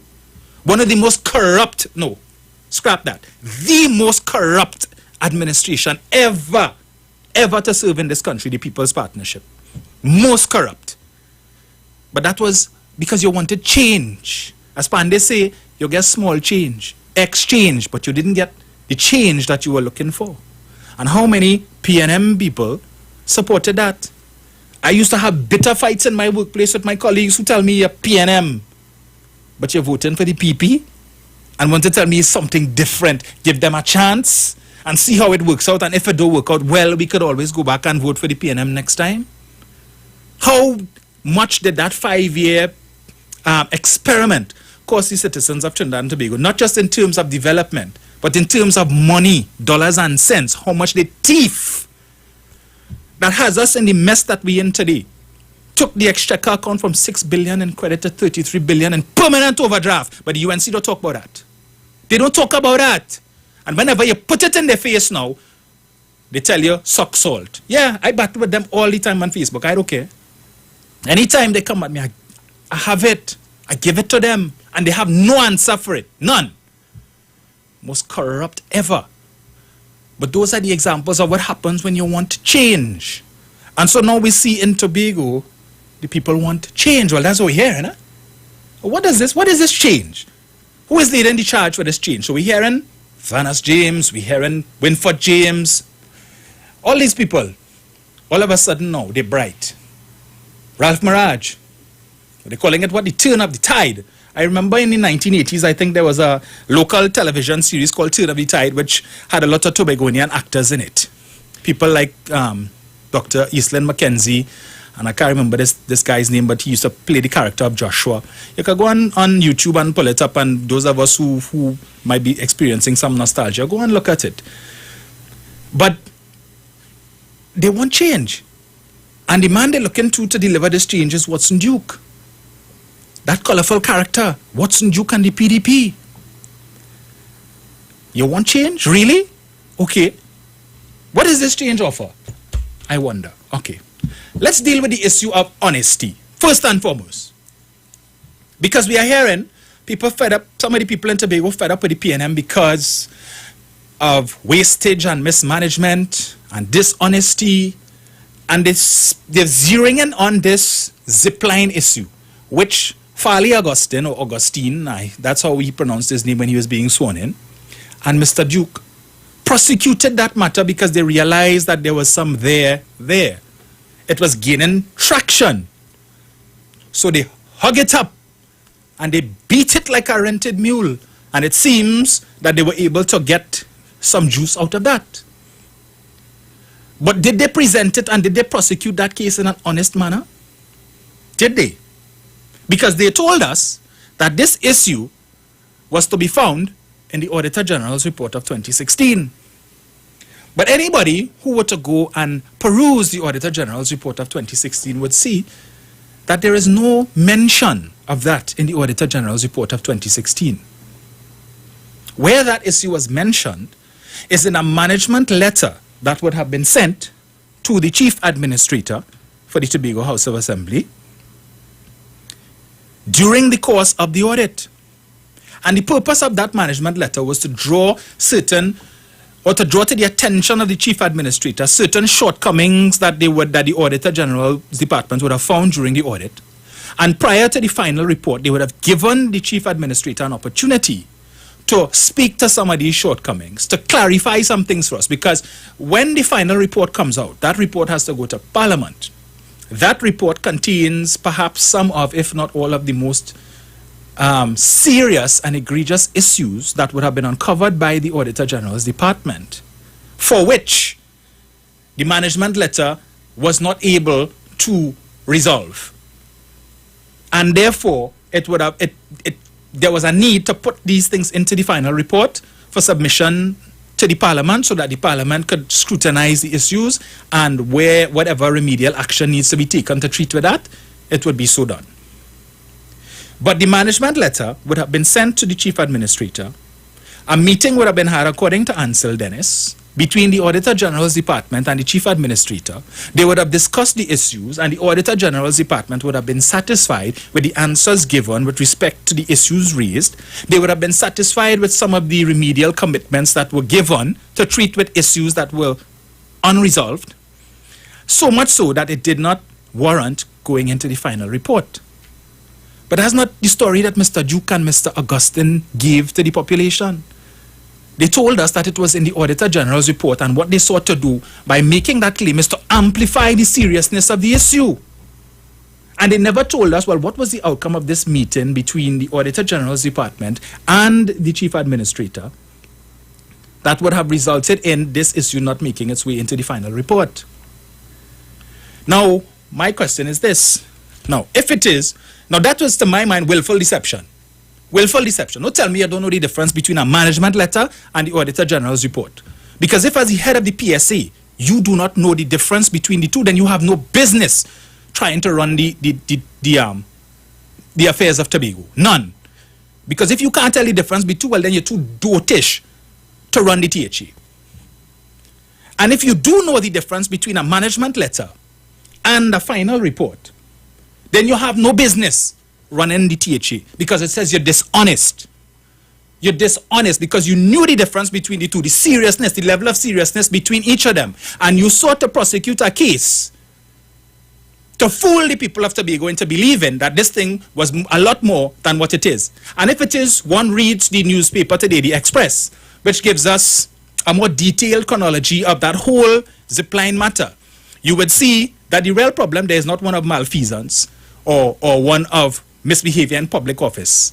It seems to be more a lack of proper due diligence and maybe a hint of stupidity. Because I'm seeing where demands would have been made by the company that was supposed to do the zipline thing, and they were calling for payments to be made, and payments were made, but there was not delivery of the requisite or the service that was supposed to come with payment of those invoices. Right? But there is the issue of accountability. And if it's one person supposed to know the difference between a management letter and an Auditor General's report, one auditor's report is Watson Duke, as I will demonstrate to you just now. But I see the ads are coming up on us, right? And the bills have to be paid. So we will go to the ads and we will continue when we come back. Today, we will scrutinize the character that is Watson Duke. Stay locked. We will be right back.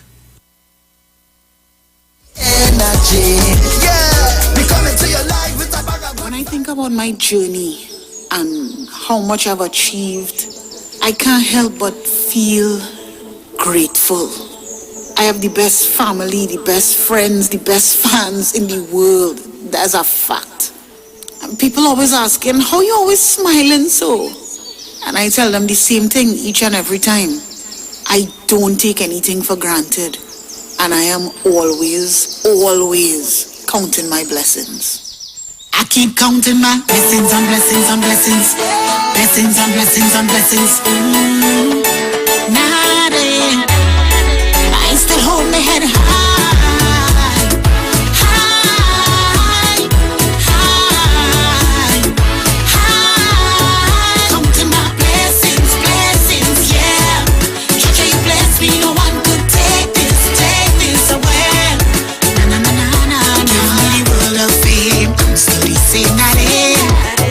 Right now the world could change. I'm still the same, not it.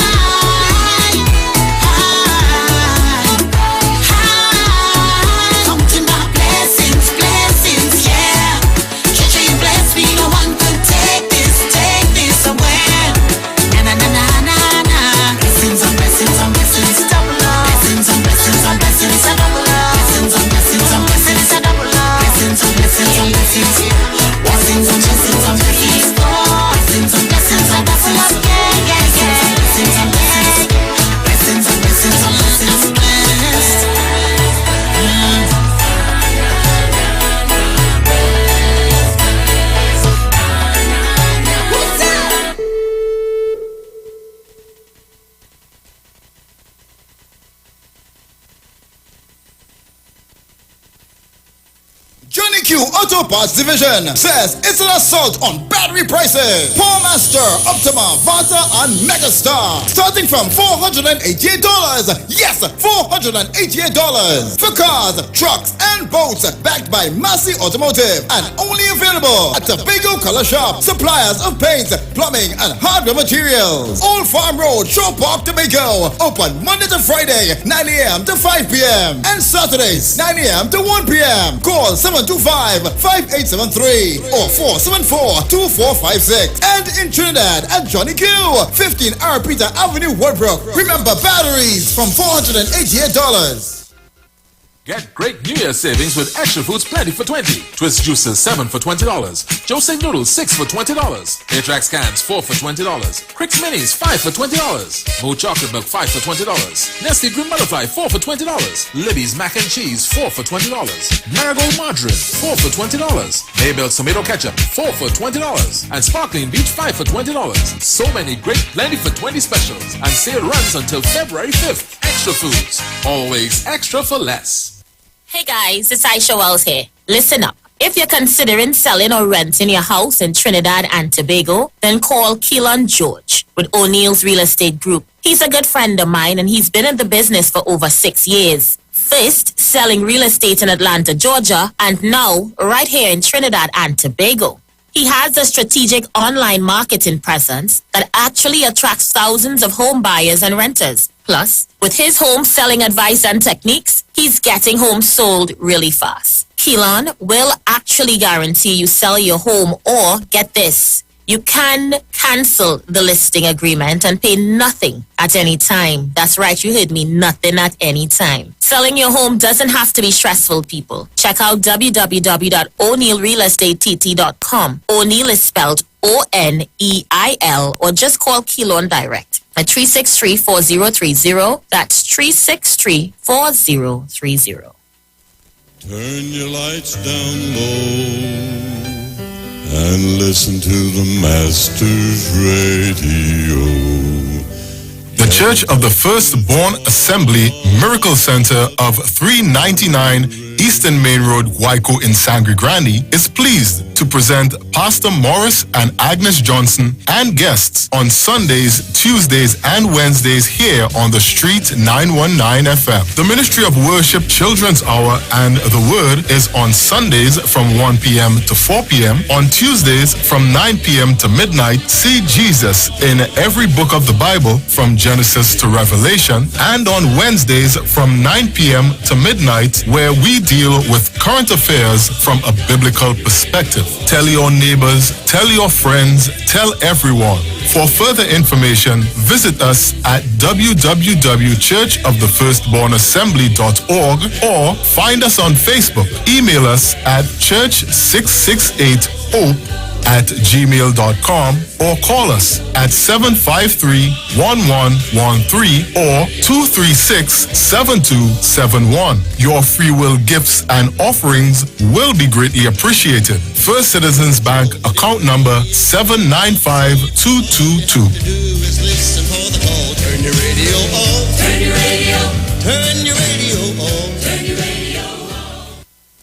Royal Castle happily presents our New Year giveaway. When you buy a family meal, you could be in to win some happiness. A kitchen appliance combo of a new stove, fridge, and microwave. Whoa! A living room set, a washer-dryer combo, or a dining room set. Other goodies include Samsung Smart TVs, grocery vouchers, or one of 20 tablets. Just write your info on your bill and slip it into the entry box in store. It's easy to win with our New Year giveaway. Yo, this is a Big Mike, not the mass man, the health man. Are you one of the 40 million people suffering with joint issues like rheumatoid arthritis or osteoarthritis? Well, you are listening to the right ad. You have the ailment, we have the remedy. Call us now on 288-8301 or 346-2612. Don't forget to tune in right here on the Street 919 FM every Wednesday from 10:05 a.m. Performance, Beat Talk. Share the live. Share the live. The Street 919 FM on Facebook and Instagram. Share the live. Iowa George on Instagram. Share the live. Iowa TV and Street TV on YouTube. Share the live. The Street 919 FM. And welcome back. Thank you for staying locked to the Street 919 FM. So, before we went to the break, discussing the issue of Tobago wanting change, or so we're being told, so we're hearing. They want change. And the man that they're looking to for this change, the man who will deliver their salvation, apparently, is Watson Duke and the PDP. Okay. And I made the point before going to the break, is that Mr. Duke and Mr. Augustine would have demonstrated quite clearly, quite comprehensively on the campaign trail that they possess the propensity to be dishonest. Because the good book says, he who is faithful in little would be faithful in much. And therefore, if you have demonstrated that you could be dishonest in little, then you certainly will be dishonest in much. And so, people were wondering and asking the question, well, what was the reason for this? At their meeting in Blackrock, that he received word that the Auditor General had intentions of coming to Tobago with her lawyer. Folks, I want to warn the Auditor General right now. Do not come into Tobago and get involved in politics. Stay out of Tobago politics, I'm warning you. As the president of the PS, I warn you, I will make your life a living hell on the workplace. I end no threat, is a promise. Duke said there was no reason for the Auditor General to speak on the matter involving the THA and the zipline controversy, as a report was previously issued. We'll shut down the regional department, we'll shut it down. You come to Tobago and talk any foolishness about any report. You have done a report, shut your mouth! Shut your mouth, that's time to nod. What coming up here for? Contacted for comment on the utterances of the PDP leader, Finance Minister Colin Imbert said Duke's comments were nothing short of disgraceful, reprehensible, and disgusting. Mr. Imbert asks, what is he afraid of? Why doesn't he, Duke, want her to speak? The Auditor General should not allow herself to be intimidated by such threats. What is he afraid of? Why doesn't he want the Auditor General to speak? You have done your report. Shut your mouth. Stay in Trinidad. What you're coming up here for? Now, I would think that if what you are telling the voting public in Tobago is true, the whole truth and nothing but the truth, then you should have no problem with the Auditor General coming to Tobago. Because her coming to Tobago would only assist your campaign. She is coming to reinforce what you have been telling the people, what you have been presenting as the truth. Not so, Watson? That's what she's coming for. If what you are saying is the whole truth, then she can come and offer nothing contrary. And if she does, it should be very easy for you to disprove what she says. But to say what you're coming here for, she's the Auditor General of Trinidad and Tobago. The Auditor General of Trinidad and Tobago, and therefore she has jurisdiction in both places, not just Trinidad. Because when she had to do the audit, or when that department had to do the audit, they had to come to Tobago. So you're fast and out of place to tell the woman she can't come to Tobago. But in any event, she was not the Auditor General at the time that audit took place. Right? That was Mr. Majid Ali. We have a new Auditor General in place. And if you are making claims with respect to a report that is the product of the Auditor General's department, and you are misrepresenting that report, then it stands to reason that the Auditor General needs to preserve the integrity of her office and the department where she works. And if you are giving incorrect information, she has a duty and a responsibility to clear that up. Because we cannot have people going to the polls making a decision on misinformation, such as an important decision on lies and falsehoods. And that is why we just heard what we just heard there. He didn't want her to come to Tobago to let the people know that, look, what Mr. Augustine and Mr. Duke are telling you is untrue. It is untrue that a management letter would have been issued because certain documents would have been requested during the course of the audit that were not produced. And we would have issued a management letter to that effect. We would have met with the chief administrator, and subsequent to that, some of these documents that we did not get at the point of the audit would have been provided, such as the approval for the project by the Executive Council, a copy of which Fali Augustine produced on Facebook, took a picture of it. He going to sit down with a big pot, a cup of porridge, and read through the documents. So the Auditor General has a responsibility. But you all just heard there, do not come to Tobago. Shut your mouth. I'll shut down the Auditor General's department. Is that what you're using the office of the PSA president to do? Your authority as the PSA president? To just run up in a public office and shut it down because you vex because the Auditor General wants to clear up misinformation and to make sure that the electorate of Tobago have the truth in going to the polls? Rather than night after night, day after day, you and Mr. Augustine and other members of the PDP misrepresenting that truth? Is this what we are to expect from somebody who is saying, give me the mandate to govern Tobago? Is that it? So if it is that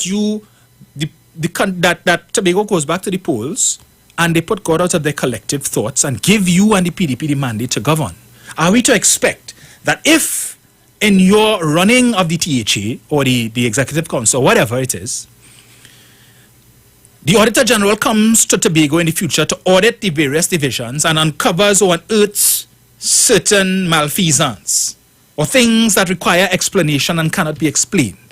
Is it that you are going to advocate that you run up into the Auditor General's department to shut it down because you don't like the truth, because you don't like the report that they give, because you don't like how the Auditor General's department is doing their job?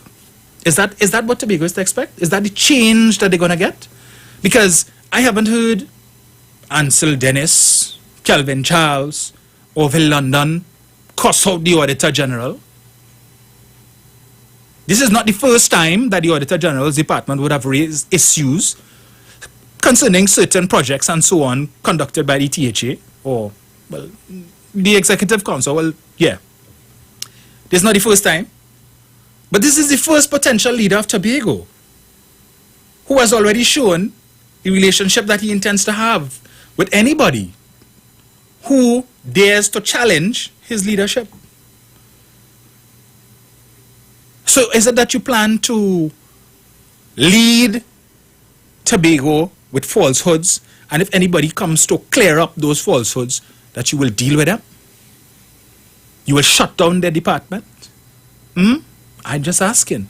Is that the change that Tobago wants? I've always heard that Tobago, when it comes to the issue of morality, integrity, that Tobago holds the moral high ground over Trinidad. And there may be some truth to that. We've heard Tobagonians have a very, very low tolerance level for corruption, a very low tolerance level for mismanagement, a very low tolerance level for malfeasance in public office. And the evidence to that, of course, is the most of the times when we hear about politicians engaging in wrongdoing, it usually comes from Trinidad. We don't have too many examples of that having taken place in Tobago. When we hear about it in Tobago, it's usually because of mismanagement, ADA and ring-bang and so on. But in terms of Tobagonians engaging in malfeasance, dishonesty, it's almost unheard of. Almost. But is this the change? Is it that Tobago find that, nah, we're too clean, so we need somebody to come and tarnish that record? Is that the change you're looking for? I just asking, what is Mr. Duke's track record in terms of delivery in Tobago, in terms of the work that he has done as the representative for Roxborough, Delaford, or wherever that seat is? What has he done?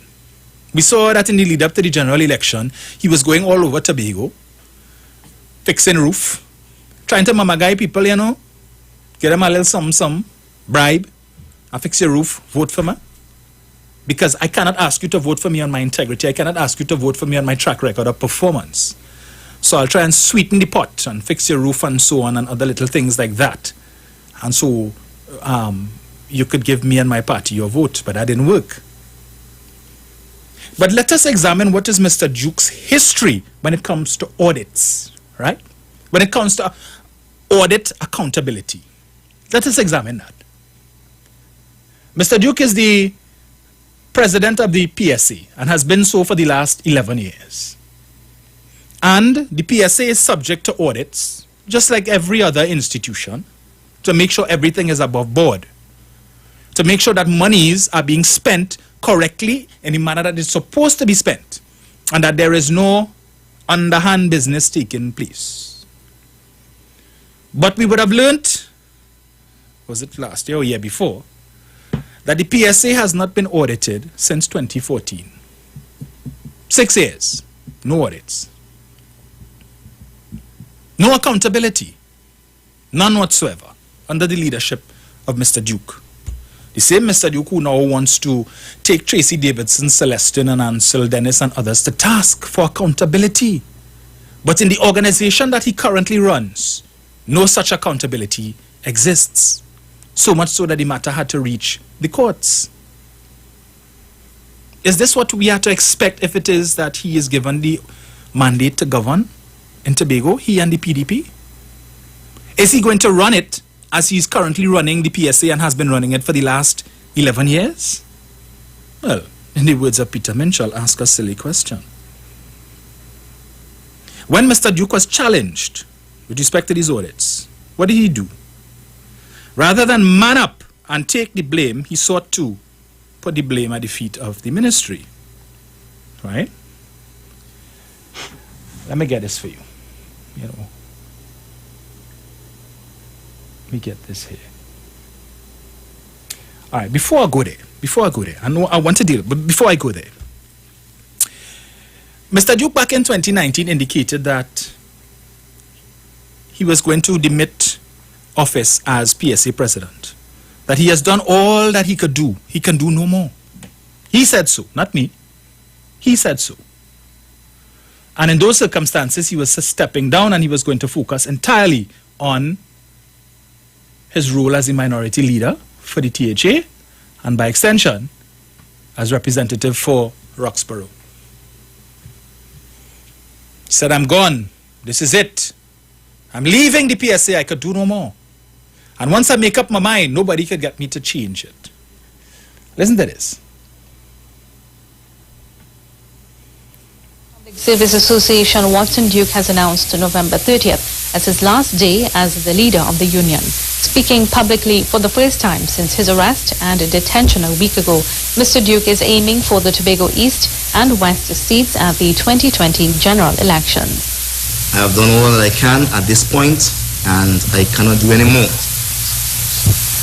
I've trained my team, I've trained my successor, I've tried to solve negotiations.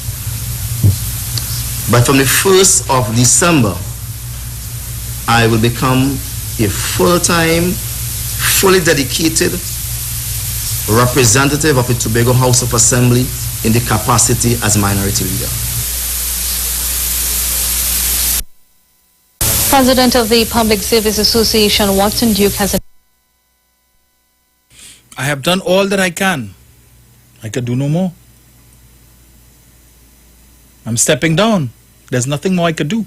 This is a gentleman who, in the wake of the recently concluded THA election, was interviewed on another radio frequency, and he said he dubbed himself the greatest trade unionist that ever was.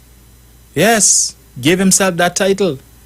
That the other members, the other factions who contested the election were just upset because they couldn't beat the greatest trade union there ever was. Greatest trade unionist, sorry. Greatest trade unionist there ever was. Now, if the greatest trade unionist there ever was is saying to you, I could do no more. I have no more power. I have nothing left in me to fight for the PSA, to fight for public servants. I have nothing left.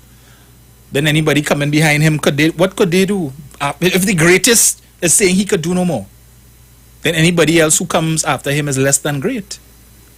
Right? Says he was going to step down. Let's hear some more from Mr. Duke. See, I don't want to put words in the man's mouth now. President of the Public Service Association, Watson Duke, says he has no interest in being re-elected as the association's president. In a Facebook Live broadcast on Sunday, Mr. Duke said all his recent fights done on behalf of workers will be the last of his fights. Mr. Duke spoke about job security, negotiations, and an upcoming mass demonstration. I am looking to leave. Understand that.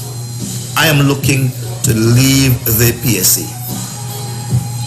And when I make up my mind to leave, nobody could get me to come back. Nobody. I think I'm pretty good. I'm an assistant manager at the Water and Sewage Authority, but I have no interest in going back to that job. I have no interest. He's an assistant manager. I don't know what a manager is. I thought he was manager, but hey, who am I, eh? I'm a simpleton, eh? Just asking. I have no interest. I am done. And when I make up my mind, nobody could get me to change. But who is the PSA president today? Watson Duke. So who are we listening to there just now? Wilson Duke? I wonder. Who are we listening to there? Because the man, he looked like Watson, he sung like Watson. That guy said, I'm done. I ain't coming back. I have no interest. I can do no more. I wash my hands of it. But the man who is sitting in the chair of PSA president today looks and sounds a lot like the man that we just listened to there. I'm confused. You couldn't do any more, so all of a sudden you could do more now? Did you go into the wilderness for 40 days and 40 nights and you fasted and prayed, and when you came back out, you were renewed, and all of a sudden you were filled with, well, I don't know what, and now you could do more? What has changed? Did you do like Moses and go up on Mount Sinai and you had a conversation with a burning bush, and then when you came back down, all of a sudden you had renewed vigor? Or was that vigor because of the paycheck? I don't know. Not interested in going back to that job at Tuasa. That's pittance. After the lifestyle that I've grown accustomed to over the last 11 years as PSA president, driving BMWs and Mercedes-Benz and living it up in One Woodbrook Place and traveling all over the world at the expense of public servants who pay me $100 a month. How the hell I could go back to the Tuasa? You're mad? No. I have bigger ambitions. And those ambitions have now outgrown the PSA. I can do no more. Time for me to move on to bigger, better things. Which confuses me as to this charade about Farley Augustine, if they were to win being the chief secretary. Let us not fool ourselves, Trinidad and Tobago. Farley may occupy the office, the physical office of chief secretary, to maintain the charade. But we know who the real chief secretary would be. Watson Duke. It's quite likely that he may take the position of deputy chief secretary, a position for which he will only be masquerading in. But he will be the real chief secretary. Right? Farley is a school teacher. What experience does he have running such a large organization? He has none, as far as I am aware. Watson Duke has that experience. And knowing the man that we know, he could argue that case. You feel when they sit around the table, Pastor Bain's going to tell him, nah, you can't do that. Faith B. Israel, Ian Pollard, Zorisha Hackett, you feel any of them going to go against Watson? We see what happens when you go against Watson. He will lay waste. That is what he does. Don't need me to tell you that. The evidence is all around. So this charade that he and Farley running, I don't know who they're trying to fool. You ain't fooling me. But let's see a little bit more of what leadership under Watson Duke brings. Say a little more. The PSA Fixers is determined to improve the lives of public officers throughout Trinidad and Tobago.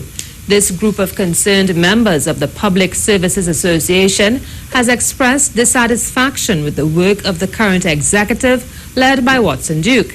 The PSA Fixers presidential candidate, Solomon Gabriel, said they have laid waste to the PSA focusing instead on building a political party. Our union, the PSA, is in shambles. We don't have a union.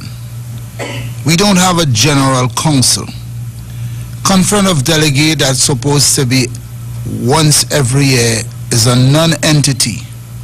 We don't have a union. We have a person posing as the president, and that is not what a union is all about. Our union has now become a political party which is dangerous to the existence of public officers. He urged public officers to go out in their numbers and vote in the PSA elections scheduled for November 27th. This, he said, is the only way to guarantee the much-needed change in the PSA leadership.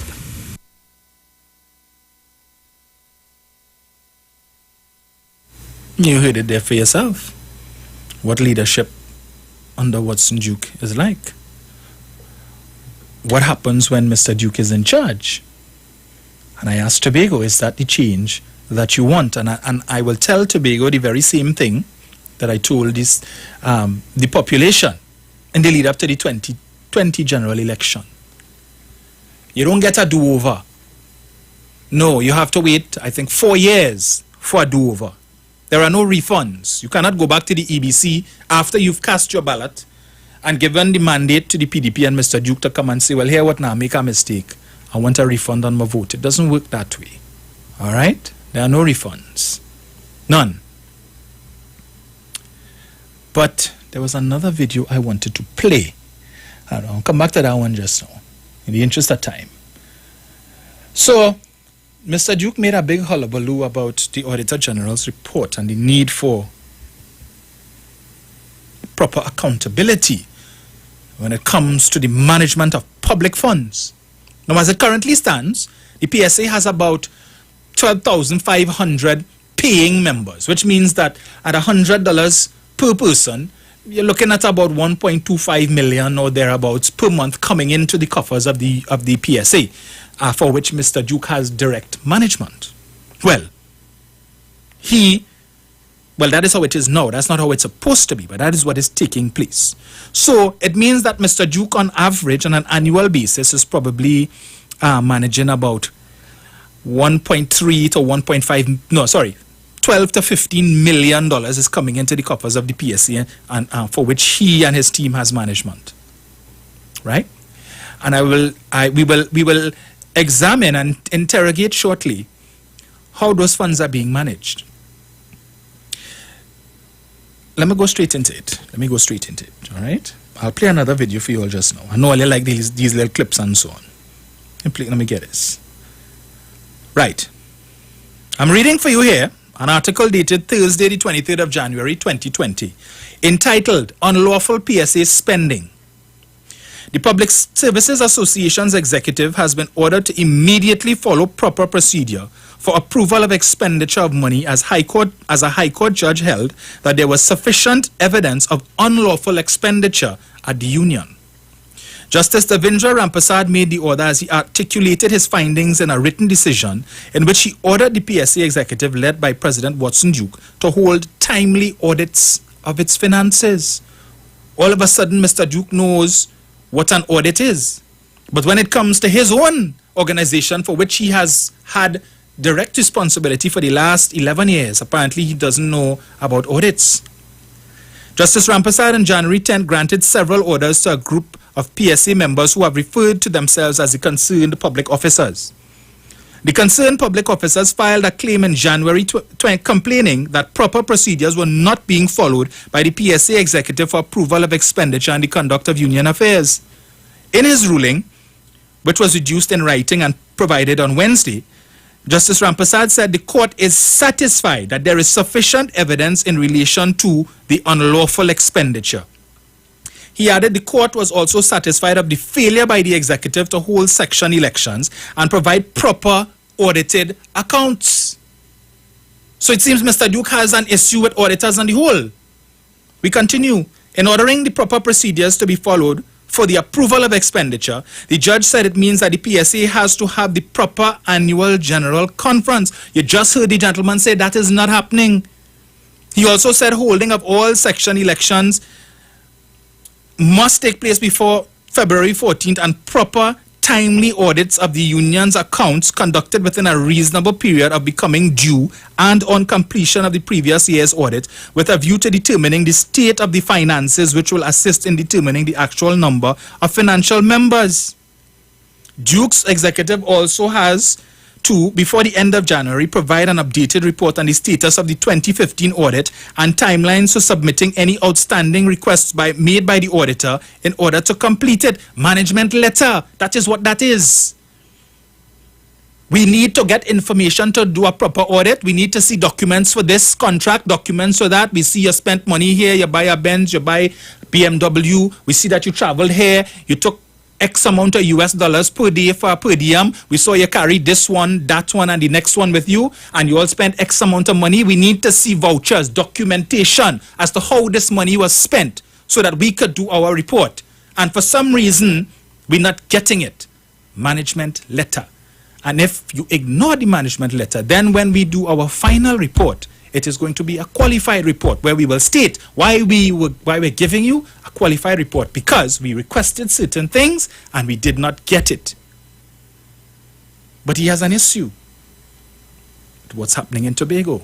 We go to the ads and we will come back. Stay locked. Open up the gates to us.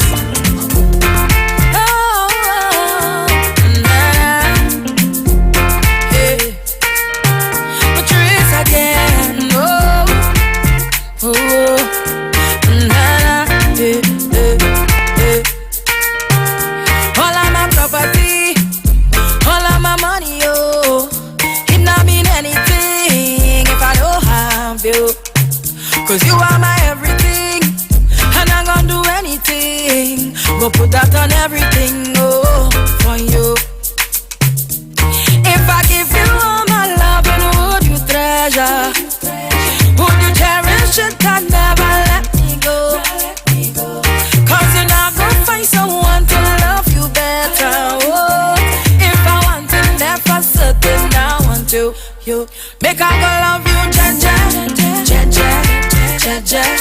Make I go love you, tender, tender, tender, tender, tender. Make I go love you, Jaja, Jaja, Jaja. Make I go love you, tender, tender, oh, tender, oh. My love, they eternal, eternally, eternally, eternally. I love you for eternity. Oh, my love, they eternal, eternally, eternally, eternally. I love you for eternity. I'll swim the deepest ocean to show my devotion, yeah. You know, see me open like a window, my love. I go walla for you. You know, see me feel you. Baby, that body, they good, oh. Nah, nah. If I give you all my love, and would you treasure? Would you cherish it and never let me go? Cause you're not gonna find someone to love you better. Oh, if I want to never certain, I want to. You make I go love you, Jaja, Jaja, Jaja. Make I go love you, tender, tender, tender, tender, tender. Make I go love you, Jaja, Jaja, Jaja.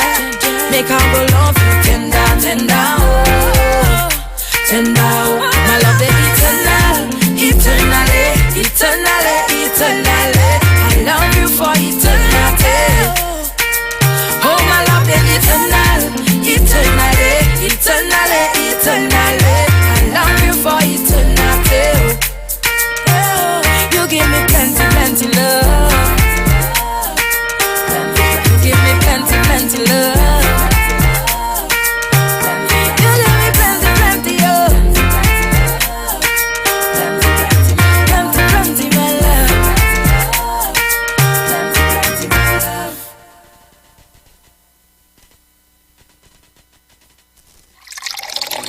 The change your water, change your life. Enagic Water Purifier, one machine, 5 types of water. Enagic makes strong Kangen water with an 11.5 pH. Kangen water with 8.5 to 9.5 pH, healthy drinking and cooking water. Clean water with 7.0 pH. Beauty water for skin, hair, and plants with a 6.0 pH. Strong acid water with a 2.5 pH. This water is known to disinfect, kill viruses and bacteria. Listen to the Street 919 FM with Pastor Alkaline John every Tuesday from 11:05 a.m. to noon and every Wednesday from 8:05 p.m. to 9 p.m. as he talks to you weekly about how to improve your quality of life through purifying and drinking water. For more information, call or WhatsApp Pastor John at 516-286-7079.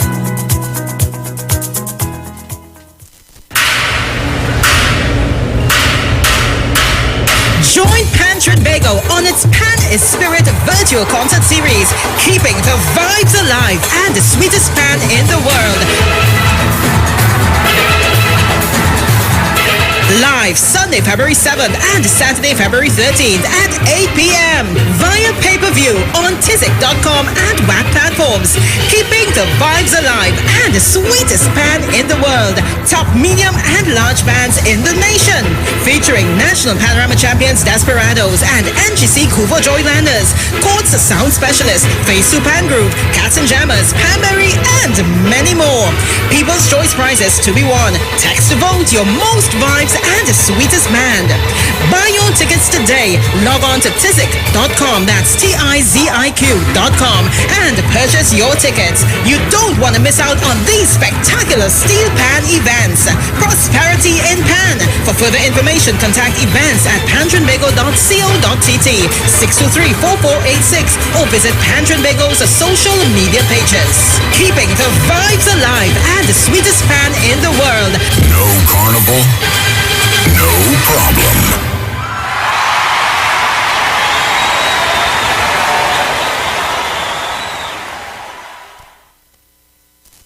Nescafe 3-in-1. A rich coffee aroma that fills your senses up. A flavor that you savor and overflows your cup. 3-in-1 coffee, cream and sugar, please. Rich, right, and ready to go.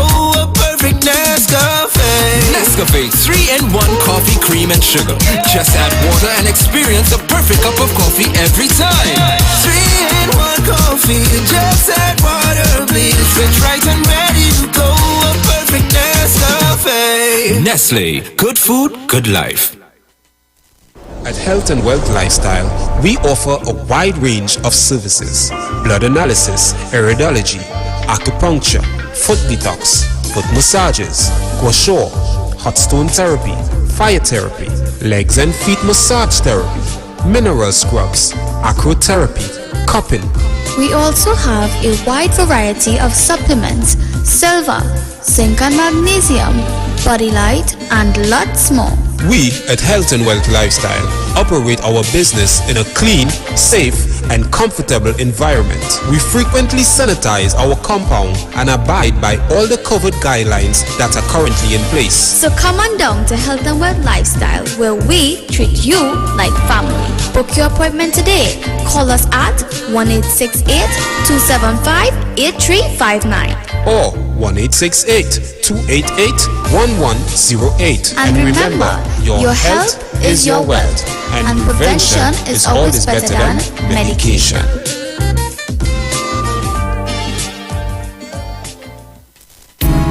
Hi there, I'm Lester Sublal, inviting you to join me on the first, second, and third Saturday, 8:30 p.m. to 11 p.m. for the program Slow Gospel Music, and on the fourth and fifth Saturday from 8:30 p.m. for an extended version of Slow Gospel Music on Street 91.9 FM. Share the live. Share the live. The Street 919 FM on Facebook and Instagram. Share the live. Iowa George on Instagram. Share the live. Iowa TV and Street TV on YouTube. Share the live. The Street 919 FM. I know that you see two women in a dance with a man in the middle. I know that you see two women in a dance with a man in the middle. Yo, I know that you see two women in a dance with a man in the middle. But next time you see two women in a dance with a man in the middle, squeeze up like Klondike, getting rubbed down like a pot with Scotch Brite. Think about the people who was hired to run pipe, the man to build tent, man who hired to run lights, the fireman, the police and the ambulance outside, the liquor youth upon the one bike with the black eye. Security we monitor your car till sunrise, vendor with the water juice, the hot chicken and fries. I know you see it and you never take stuff. The carnival in your mind is only about woman and buff. You so caught up with enjoyment that you don't see the level of employment that could have saved life when you think this thing would have destroyed them. Carnival is a seed. Welcome back to Trinidad and Tobago. Thank you for staying locked to the Street 919 FM. So we continue. My oh my, how time flies when you're having fun, and so much more left to talk about. So we were discussing the issue of apparently Mr. Duke has an allergy to audits. And here it is that I would have read for you before we went to the break an article, and used the article which points to the fact that a High Court judge made the declaration that the evidence before him is that Mr. Duke and his executive are guilty of unlawful expenditure at the PSA. And I'm making the point that if Mr. Duke and his executive at the PSA are managing an annual budget of some 15 or thereabouts million, and the courts have found that they are engaging in unlawful expenditure, then what can we expect from a THA or an executive council that is headed by Mr. Duke masquerading as the Deputy Chief Secretary, with Farley Augustine as Chief Secretary, with a budget of $2 to $3 billion, where it is much easier to hide malfeasance when you're talking $2 to $3 billion than it is with 15 million. The court said that, unlawful expenditure. We know what unlawful means. I didn't say that. The judge said that. And see here, in the same article, the PSA's books have not been audited since 2014. What was Mr. Duke's response to that? Let me read that for you in the same article. Let me get it here. Right. So calls were made for the PSA to produce its audited financials, or to even have its books audited. Here's what Watson Duke had to say about that. He said, right, let me get it here. Gosh, there's so many things I had to read here and I'm looking at the time. So Mr. Duke tried to pass off the blame for not having the books audited on the Ministry of Labor, because apparently it's the Ministry of Labor that has the responsibility to send the auditors to the PSA to look at the books. Here's what Watson Duke said. He claimed that the PSA had been ready and willing to audit its accounts since 2014, and all the spending at the union was above board. He then sought to place place blame on the Labor Ministry for failing to send an auditor. Let me repeat that.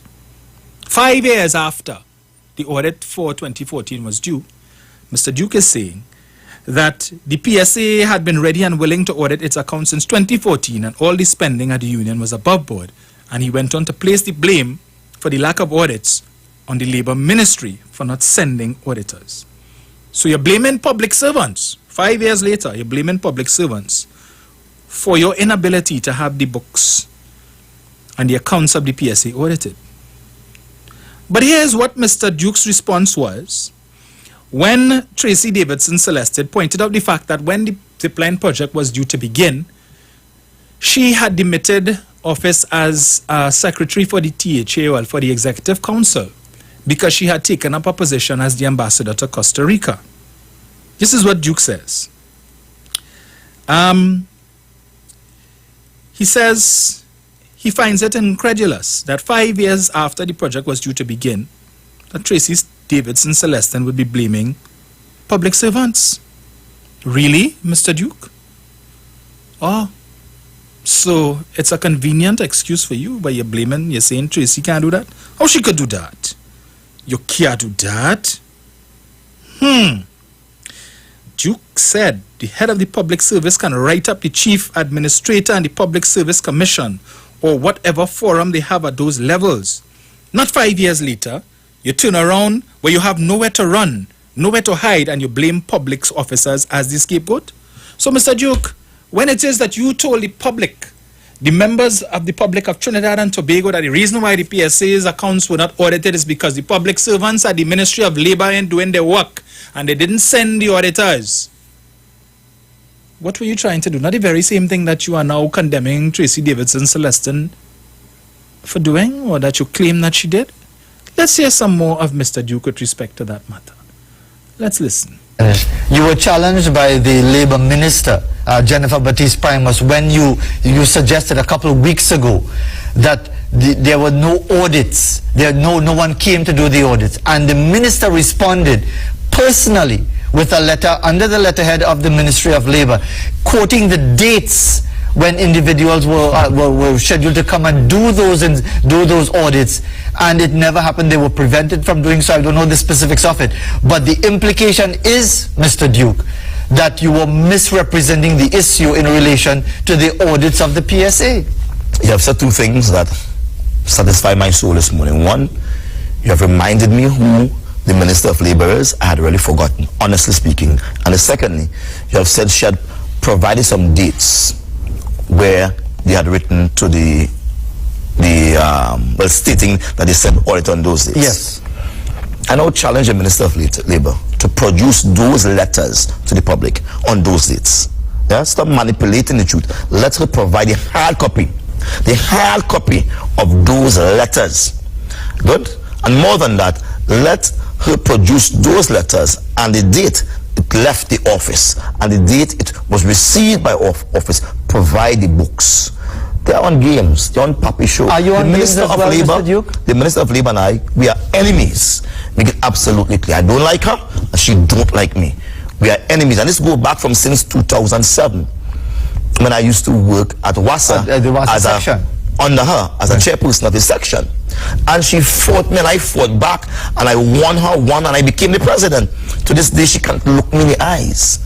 Can you look her in the eye? I could look her in the eyes, in the head, any part of her body I could look at her. But the issue is, even though she's not that attractive, no, we don't want to go. We don't want to go there. I think that is totally inappropriate, Mr. Duke. I'm just saying. I think that is totally inappropriate. I'm just saying I could look at her, in spite of what I say. I can look at her in the eyes. Right, but you see, the thing is, Mr. Duke, it's all well and good to get into these exchanges and so on, but when it comes to that sort of personal sort of attack, I would ask you, please, and I respect desist from that. I respect that. Please.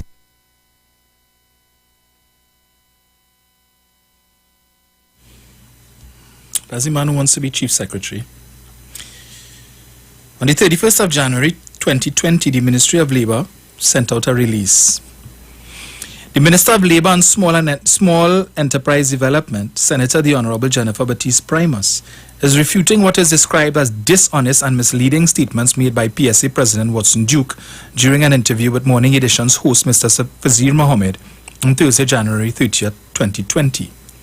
Mr. Duke was quoted as saying that the PSA had been ready and willing to audit its accounts and the lack of auditing since 2014 was not his fault. The books are there. The reason it's all at once now, there was a time that the Ministry of Labour failed to send any single auditor. They didn't send any, he said. He further went on to publicly challenge the minister to produce the letters which appointed auditors to audit the books of the PSA, as was stated by the Honourable Minister in the media release dated 13 January 2020. Minister Baptiste Primus believes that the integrity of the ministry and its hard-working public officers must be preserved, and as such has produced these letters as evidence that correspondence was indeed sent to the PSA on 4 separate occasions, and the documents are hereto attached.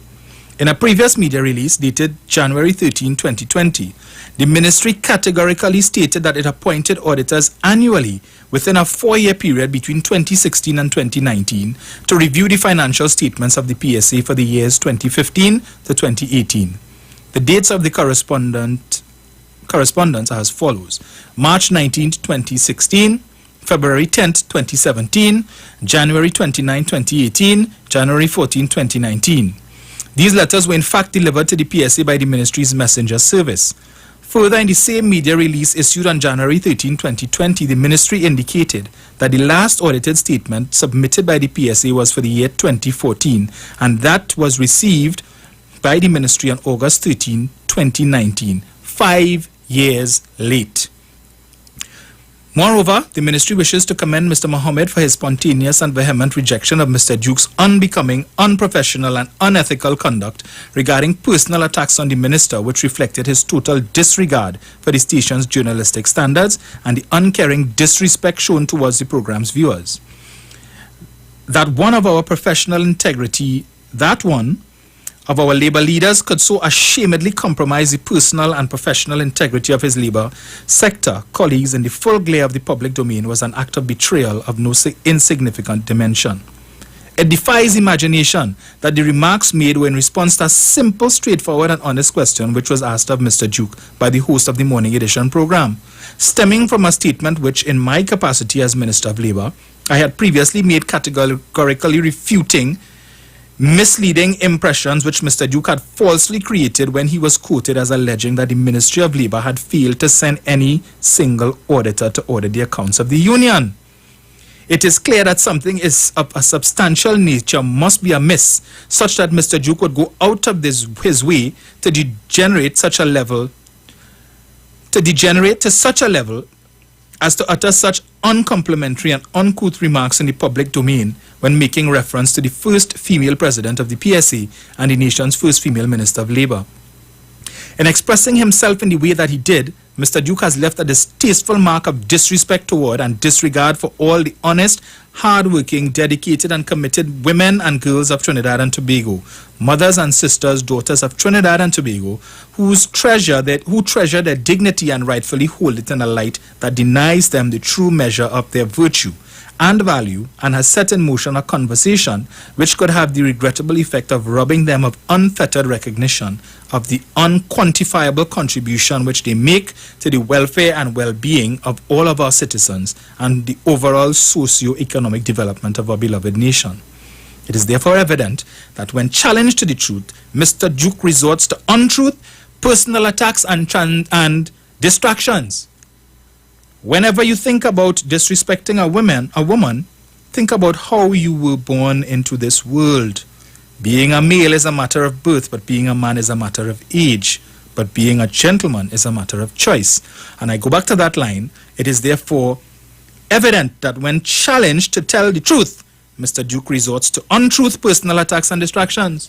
So when it appeared that the Auditor General was coming to Tobago to challenge Mr. Duke to tell the truth with respect to that zipline matter and his claim that it was contained in the Auditor General's report, which it was not, what did he do? He resorted to attacks, threatening the Auditor General. Shut your mouth.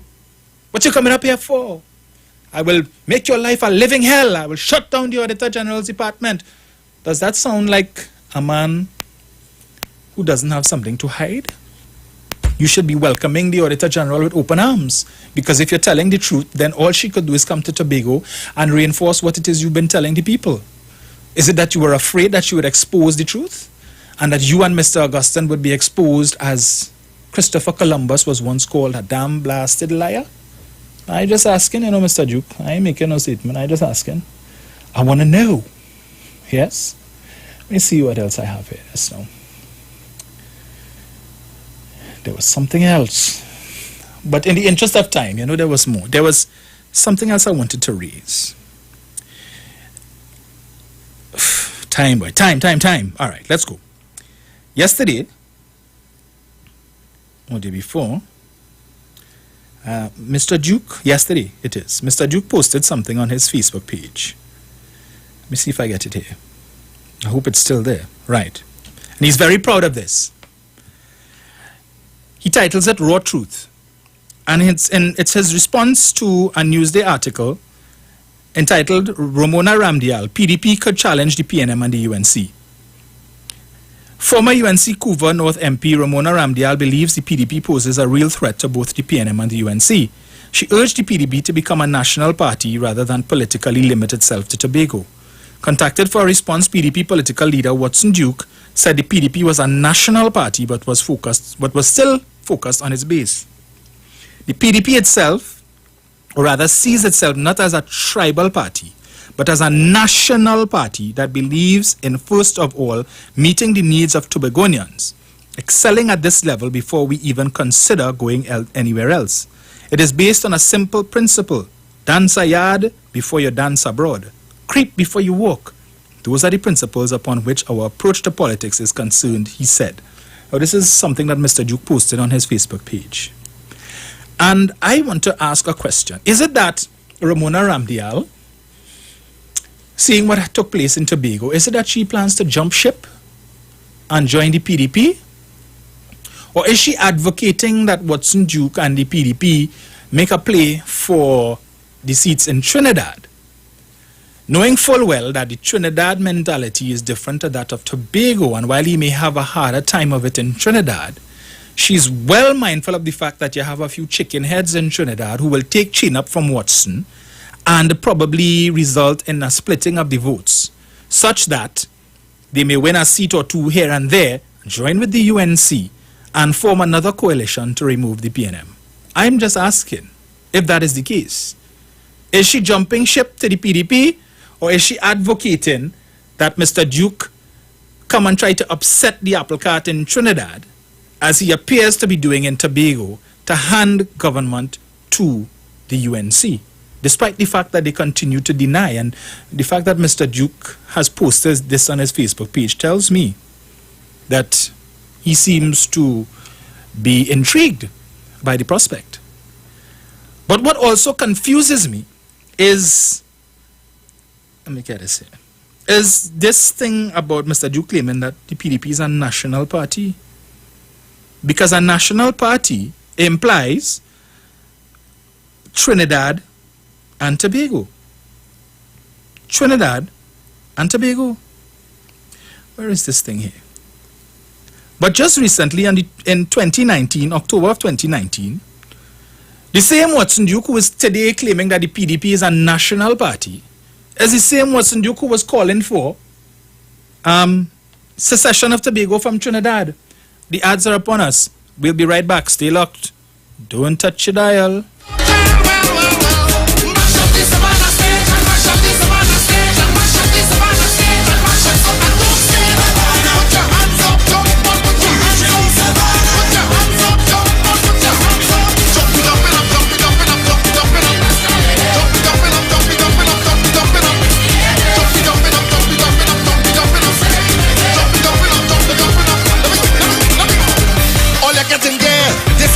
Here, this is madness, madness on the road. What you waiting for?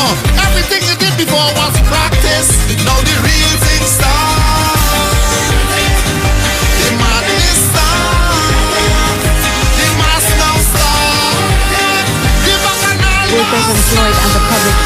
Because we reaching the savannah. We reaching the savannah. Get up up with your lava. Get up up with your partner. The home of panorama. The capital of soca.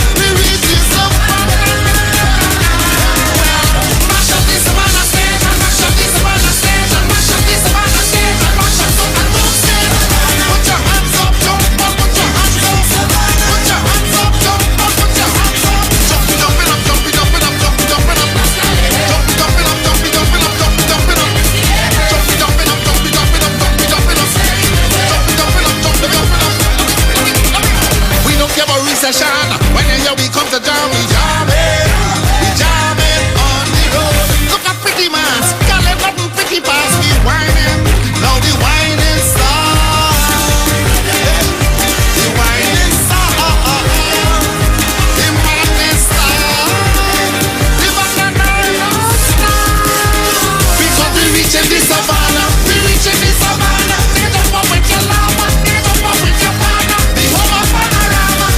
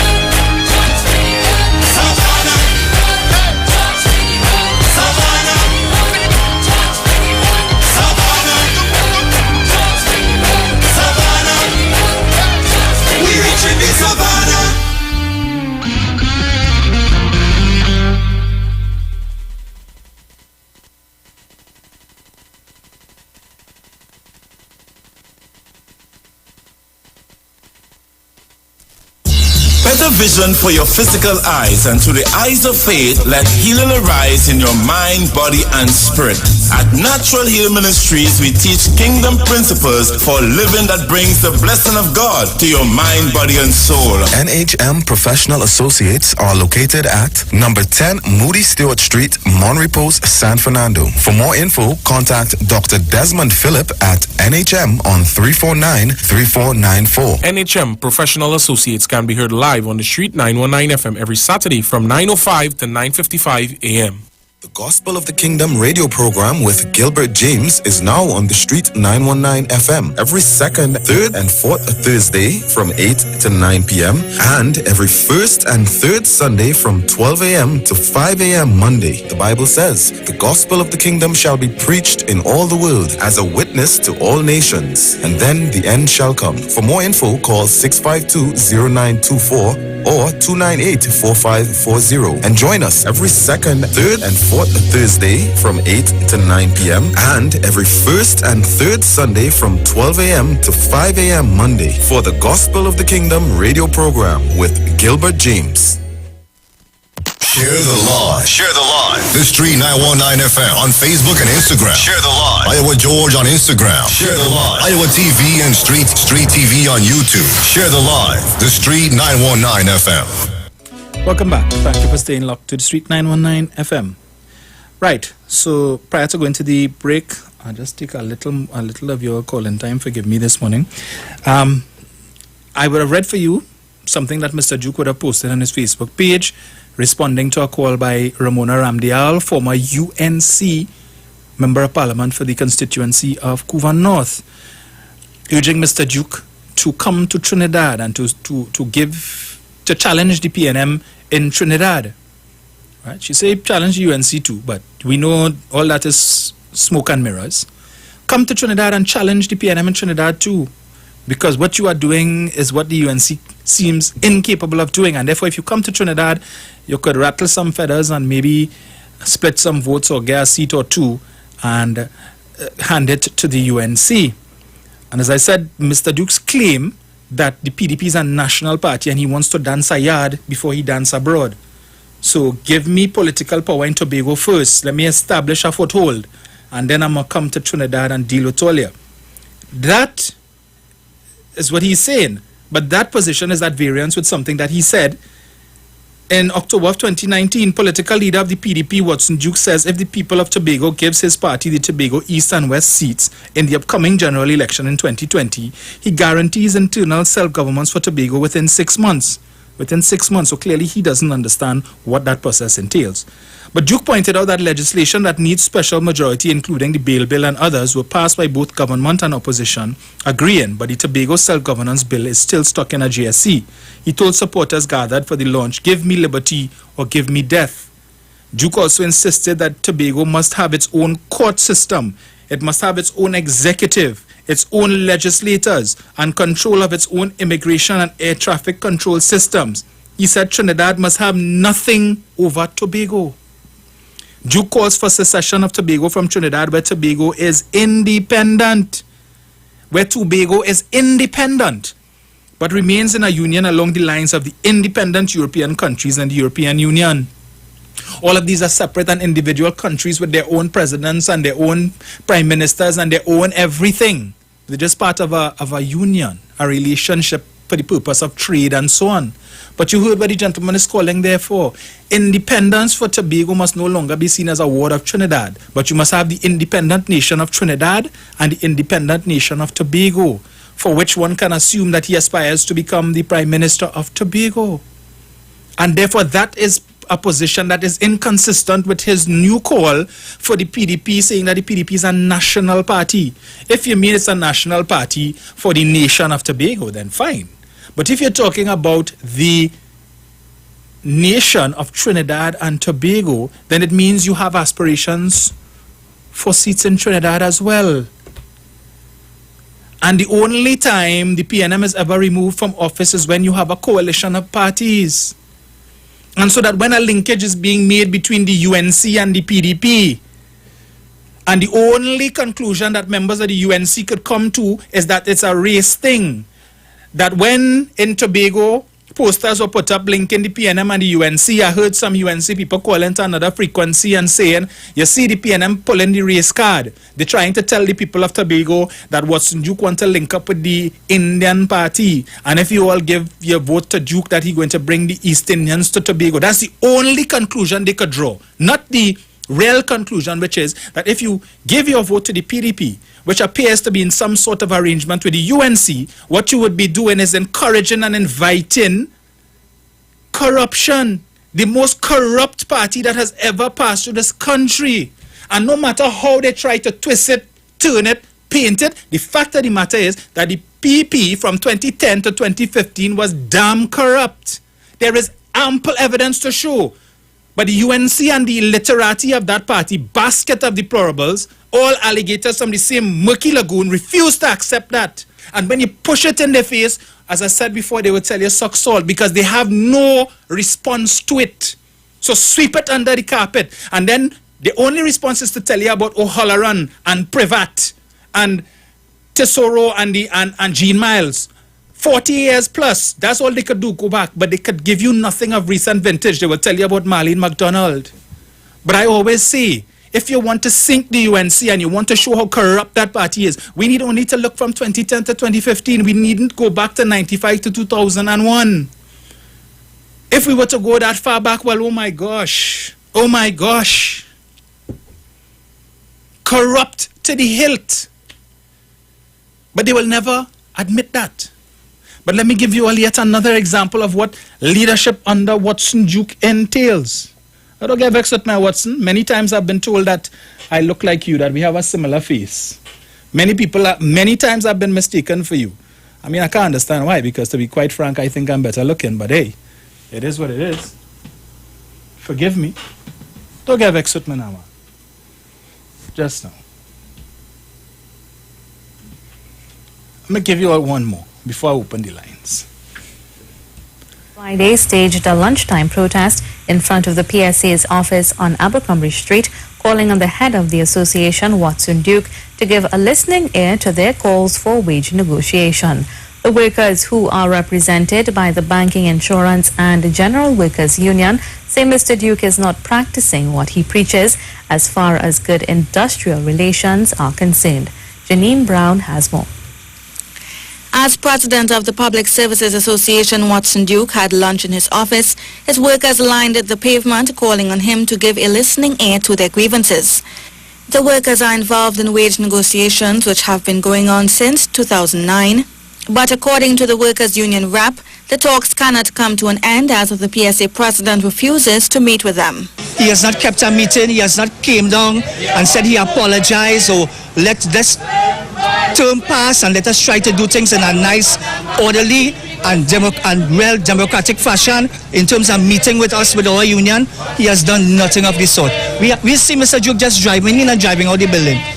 Mr. Duncan says that this is unacceptable and called on the Prime Minister and the Minister of Finance as employers of public service workers, which Mr. Duke represents, to get involved. Ask Mr. Duke why he has not come forward up to this day and meet and treat with our representing union to have our negotiations settled. We have needs and wants just like everybody else. And if Mr. Duke really wants the government to take him serious, he's supposed to lead by example. And by example, meeting and treating with his own staff first. Included in the workers who are affected by the negotiations freeze are the 13 workers who were dismissed by Mr. Duke in February of this year. A decision by the Industrial Court to reinstate the workers saw them returning to work in July. Mr. Duncan, who is one of the workers who was wrongfully dismissed, said that since returning to work they have faced what he describes as blatant discrimination.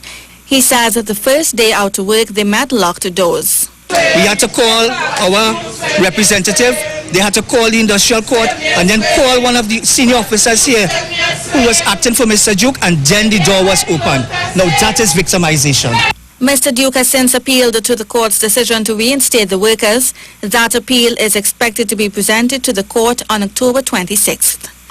Janine Brown, C News. President of the Public Services Association, Watson Duke, has responded to the protest outside of his union's office on Friday, calling it an attempt by Big Woo to copy his trade union. every time the PSA opens its mouth and we speak about salary increases of 15,000, they need to negotiate. Up comes Bigu, almost without any delay, immediately on our heels, saying they want money too. Why can't they use their own initiative? They are a union, we are a union. They ought to stop compete with the PSC. That's what they're doing. Asked about his decision to appeal the industrial court's ruling on the 13 workers who were wrongly dismissed in February, the PSA president said he's taken the action because the employees have been using their affiliation with Bigu to sway PSA customers. Bigu has sent their workers here and they are parading themselves at... Right. So that is what leadership under Mr. Duke entails. That is what it involves now. Those are the actions of the greatest trade unionist there ever was. This is the title that Mr. Duke has given himself. He dubbed himself the greatest trade union there ever was. Not me. He did that. But I'm just saying, in the interest of time, I had a lot more stuff I wanted to talk about, but I have to give you all your time to call in and have your say. Tobago, you have some work to do. Tobago PNM, you have some work to do. You have some healing to do in preparation for going back to the polls. And those persons who want a change, please scrutinize those who are offering this change. Because as I said, there are no do-overs. Once you give your vote and a mandate is given, it is what it is for 4 years. Don't end up like 2010 to 2015. We wanted to try a thing and experiment, and then you realize it turned out to be a mess. And you have to live with that for the rest of. So let's be wise, okay? Right? Pastor Baines, come on. You're a man of the cloth, man of God. Is this what you're supporting, Pastor Baines? I just asked him the question. Because yours was one of the loudest voices on the campaign trail in the lead up to the election. You're a man of God. But anyway, I'll leave it there. Until, let's see who we have on the line. Hello, good afternoon. Good afternoon.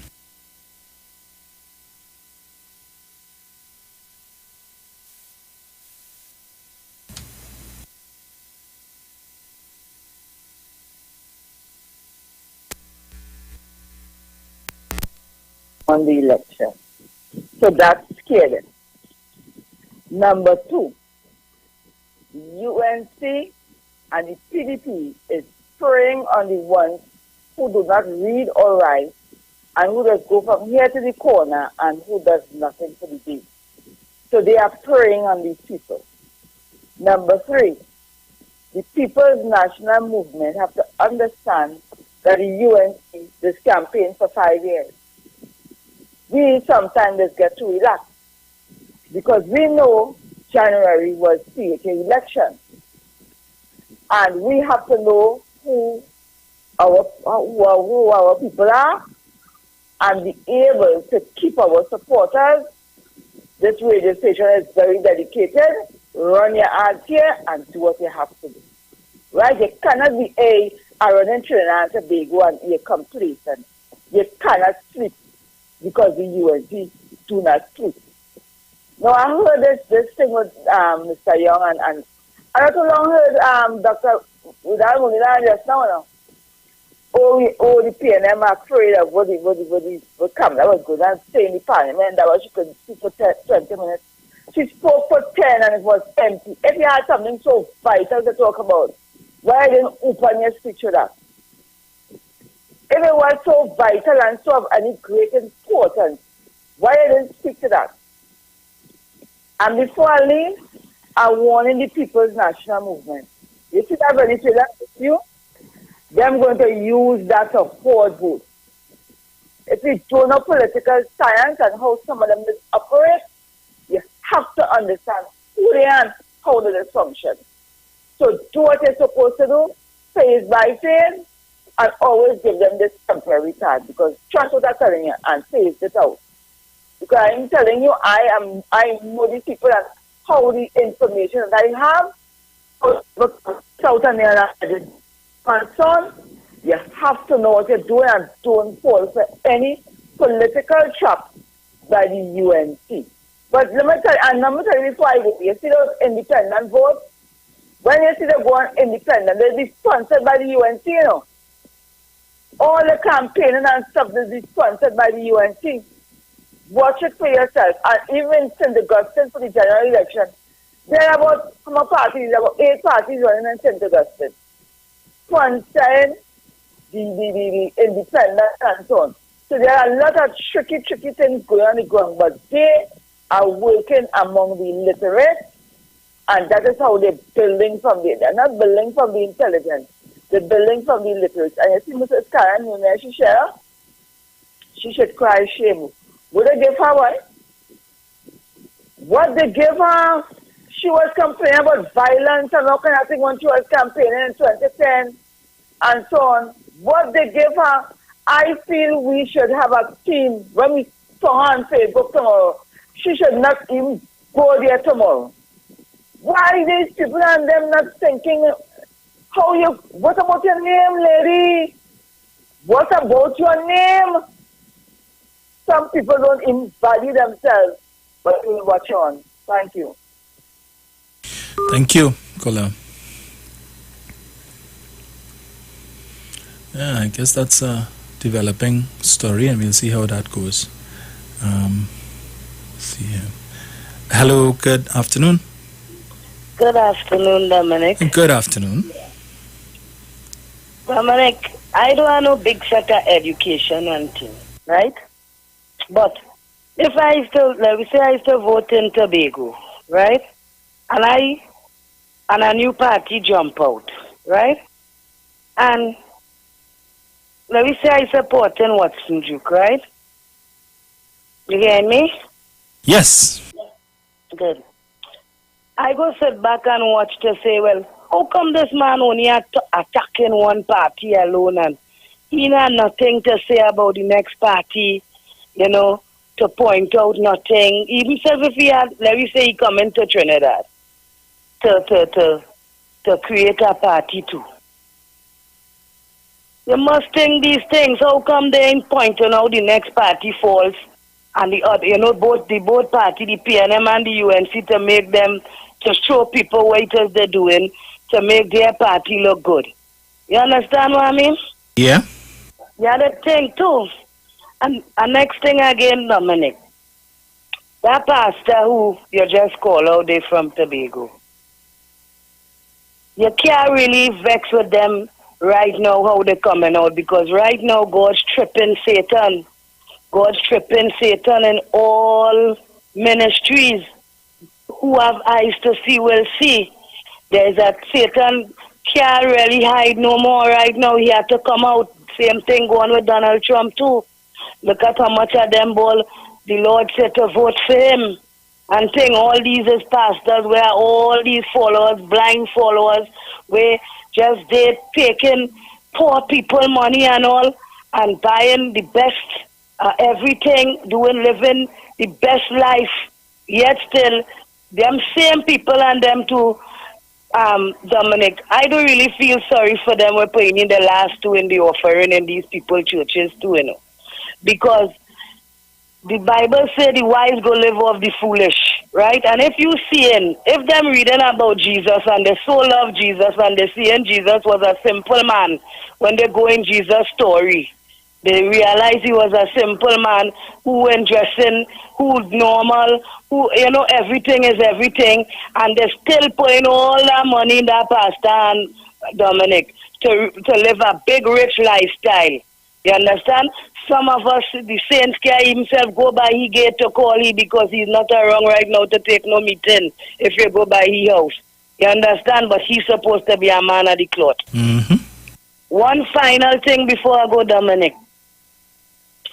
You see, in Tobago, I know Tobago as a God-fearing nation.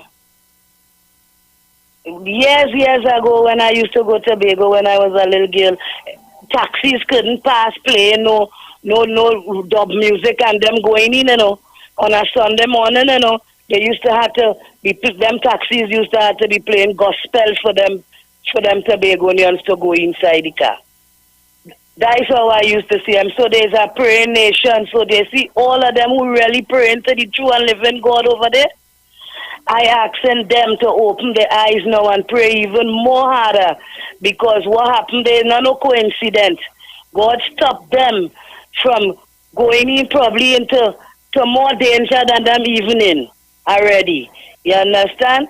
So the people and them who does pray over there, you have to call out them prayer warriors to pray more. Even the people right here in Trinidad, cover Tobago in prayers, because right now, check the tie, Dominic, 6-6. You understand? One more 6 missing. People, you see, there's other watch things too, Dominic, in a kind of spiritual realm too. You understand? One more 6 missing. So these people need to understand that here, what if this man really did win and go in there, the kind of destruction, that would have been the last 6 for them. You understand? But God still protecting them. So they need to wake up now and see Satan for who he is.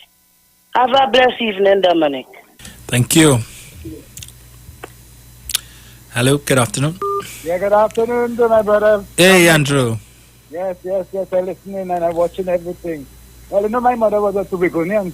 So I talking to some of my cousins and them over there. And they say, what is this Duke and them did? They come and they're just telling the people they want change. And keep pushing that to the people and they want change. But you see, this word they're using change, and the people so senseless, some of them, and so dotish. If you're telling me we want change, what change do we want? Let us ask him, what change do we want?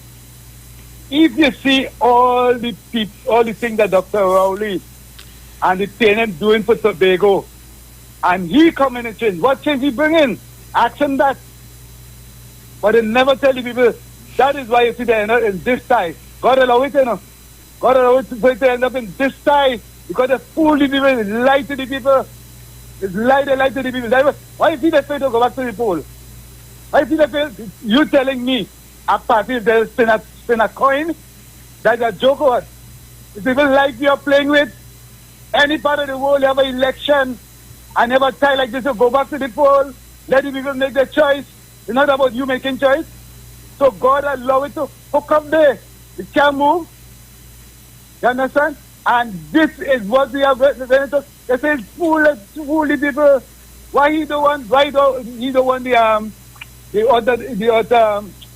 general the Auditor General. Auditor General. Why you don't want her to come in? Because you know all that he said is lie, and she would have come and clear it up. So that's why you get also. But you see, these people, so they're too coward. I was going there, say, let me see what he would have done. And then the law would have pick up with him. They take him from there. Because these fellas, they are only, Duke is only after himself. And I could never see a man ready to do men like that. He don't have a mother. He never come from a mother. You don't have sisters. Or you could call women dirty and stink on a radio. You call them so, and women still going to vote for you. Still going to put their hand in inquiry. You know, man. And you on a charge to all these things. This woman, that was something. When see some women get a seven chop, I just turn my face on. Because you can't see all these things, you carry all these things, and still go in the eye closed. Open your eye and look and see. That's why God give it a next chance again to go back. Nobody could change that unless you go back to the poll. And I just said on a radio station there where Kamala and them having a wrong table, and they're talking about all the corruption and thing and that TNM have on there, and the kind of money they spend and all this kind of thing. And then I hear they talking about money, so much of money, but I want them to answer to the people of Trinidad and Tobago. There's the hundreds of millions of dollars. These are the things that the answer to the people, Fisher and all this, and that too. Yeah, you understand? Some of them leaving TNM. I say, well, perhaps they must be paying them big money. for them to, because how you will join the UNC and you see answer these people the amount of money, come down and fighting. You see, this is the end of January. Next month, the 25th of next month, they will be in the courthouse. Ram Logan and Ram Dean will be in the courthouse. That's why I say trying all kind of things, but they can't escape, you know. They can't escape. One man on charge already. So they're fighting, they're doing all sort of manner of evil to try to get you what they can't get you. And to be Ghanaian, I'll look at that next chance to do the right thing, Do the right thing. Have a blessed day, my brother. Thank you, Andrew. Hello, good afternoon. Good afternoon, Dominic. Hi, good afternoon. Dominic, you see what happened in Tobago? Let me ask you a question. Right now, you know how many people in Tobago listening to you? Other than those locked on to whether Facebook or on the computer? I keep saying again, we're not that the message where you sit down there this morning and you talk and you went in and you explain. You're preaching to the faithful, you know. Because the ignorant boys on the block are hearing you. That is what PNM not do. They need to go. You see, like when you have the campaign and you're going in and blow horn and bring out the people on a daily basis. Don't wait for election and talk to the youth. That is how they lost that election. And young people jump up and they want that they believe and they don't understand that a promise is a comforter fool. Because you get all what you want, especially in the East. All the new things all you get and what Dr. Rowley provide. I talked to a relative in Tobago. I said, what it is all you get? Tell me what it is all. We want change. We want accountability. I said, and you think that party that rival in the PNM there, that all you want to put for change, I say small change all you will get. Because that party, if you looking towards them for accountability, well, it's now all your lords. I say, all you're not following the PSA, all you're not following what's going on in the PSA and the elections, and all you see to all yourself what's going on here, that he had to take a stand back to hide behind Farley, and now when the election done, you're talking, you want this, you want that, and I talking with this, and we and then. So who is the real leader of that party? That is to start with. All you're going to see bickering start there. Because the two of them want to lead them, that's going to start bickering.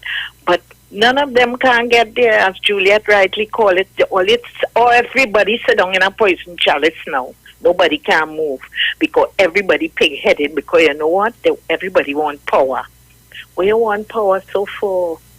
Again, don't tell me it's the money that all it does want to get in all your hand to do as all it would like to do. That is what everybody does go there for. And then the little boys, I have to say, because they ain't studying half of them and studying their book, they want easy money.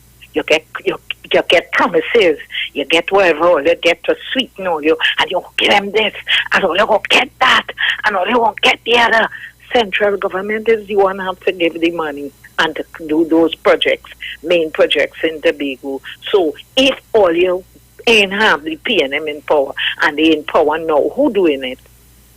Somebody who come to promise all you what they have, what they're going to do for them with PSA money. And let me tell you another thing, Dominic. I keep talking to the PNM.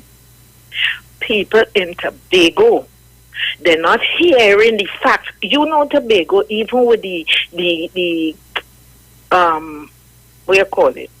The channel they have there, like how we have Flow here. Yes. They call it. You know that that company in Tobago, you know they don't get the Parliament channel. Oh. You don't get the Parliament channel. The government sponsor TTT. Bring it back on the air. What all you doing? And I hear that channel not broadcasting TTT either. And there is rule in the telecommunications where government could put out all what they're doing and the thing. UNC used to use it. Every station, every day, you're hearing, oh, government is working for you. Wow, wow, wow. What they're doing to reach the people. People who only believe in that they could get a handout there and a handout there and they go believe the foolishness that people tell all you. Dominic, we have to get serious because half the thing you talking here, look during the election time. My sister was there right there for that whole month. Every morning, 7 o'clock. That is why Sharon used to come and say, "Deal with the go first." If all is serious, all you know how the market is, well, do all you have to do to make sure the people could hear all of the PDP by the daily, all day, from morning after 7, go on, and then on the evening they repeat again. What all you expect? The people, and when you tell people lies and things enough time, they're going to believe it. But when I ask a relative of mine, what it is all you really want, tell me. Oh, we want change. I say, change for what? Well, we want accountability. Accountability. Oh, look, Davidson, Tracy, where the money? Where the money? I say, and listen, all you don't even know the truth about that. They're souping it all out and make all you believe so much money thief. I hear on a radio station here, a host telling people in the evening, Tracy, she spent hundreds of millions of dollars on an election. You know what is hundreds of millions of dollars? We are going to have to spend on an election. Foolishness, and people believe in because they run and they give all you know, the love, the root of all evil.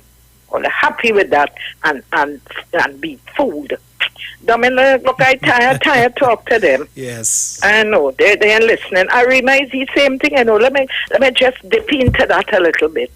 Arima Central, there is certain areas. See, from the area called a street called Kun Street going down, is Indian people.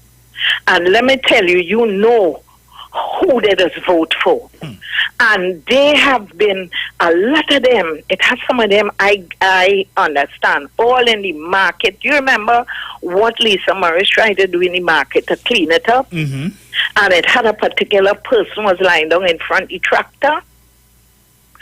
And the excavator to thing, you can remember? Yes. They just leave when they come from where they live and come from to make cause confrontation. And that area, that secondary school that you see people always protesting about, the one that SAT wanted, that they never really maybe address that problem. Because I had a grandniece go in there. And I'm telling you, just as you said, PNM people did not come out and vote.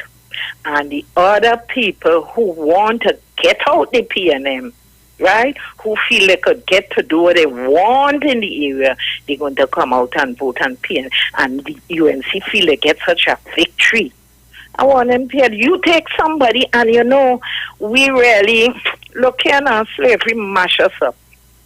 Mash us up. Because we could say like how she did say, they take one of our own. And what happened? All you're learning that they're not for you.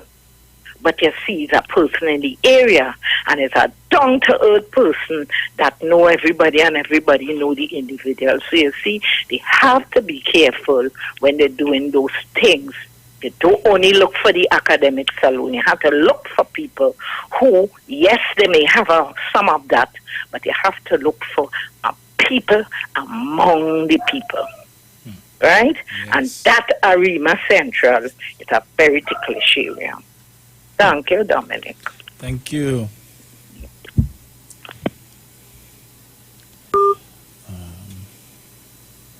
Right, we had to go to the ads and we'll be right back. In the world.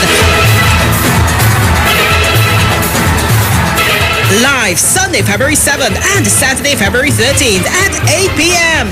via pay-per-view on Tizik.com and WAC platforms. Keeping the vibes alive and the sweetest band in the world. Top, medium and large bands in the nation. featuring National Panorama Champions Desperados and NGC Couva Joylanders, Courts Sound Specialist, Face Supan Group, Cats and Jammers, Pamberry, and many more. People's Choice Prizes to be won. Text to vote your most vibes and sweetest band. Buy your tickets today. Log on to tizic.com, that's TIZIQ.com, and purchase your tickets. You don't want to miss out on these spectacular steel pan events. Prosperity in Pan. For further information, contact events at pantrinbago.co.tt, 623-4486, or visit Pantrinbago's social media pages. Keeping the vibes alive and the sweetest pan in the world. No carnival, no problem.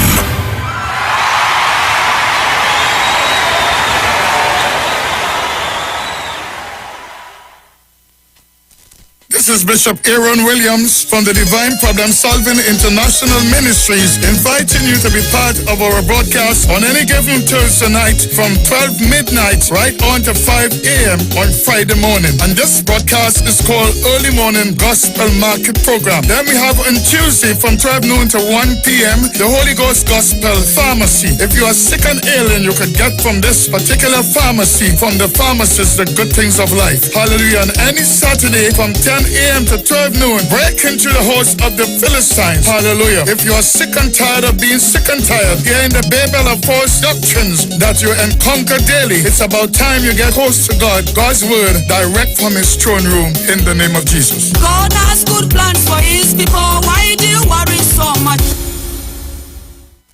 Finally, a line of baking products that caters for the gluten-free, cholesterol-free, egg-free, and dairy-free person, enriched with sesame, flax meal, and chai seeds. Also try our line of seasonings and spices that are ideal for diabetic, kidney, heart, colon, and hypertensive persons. Perfect for the whole family. Healthy O, the healthier way to go. Find it in a supermarket near you.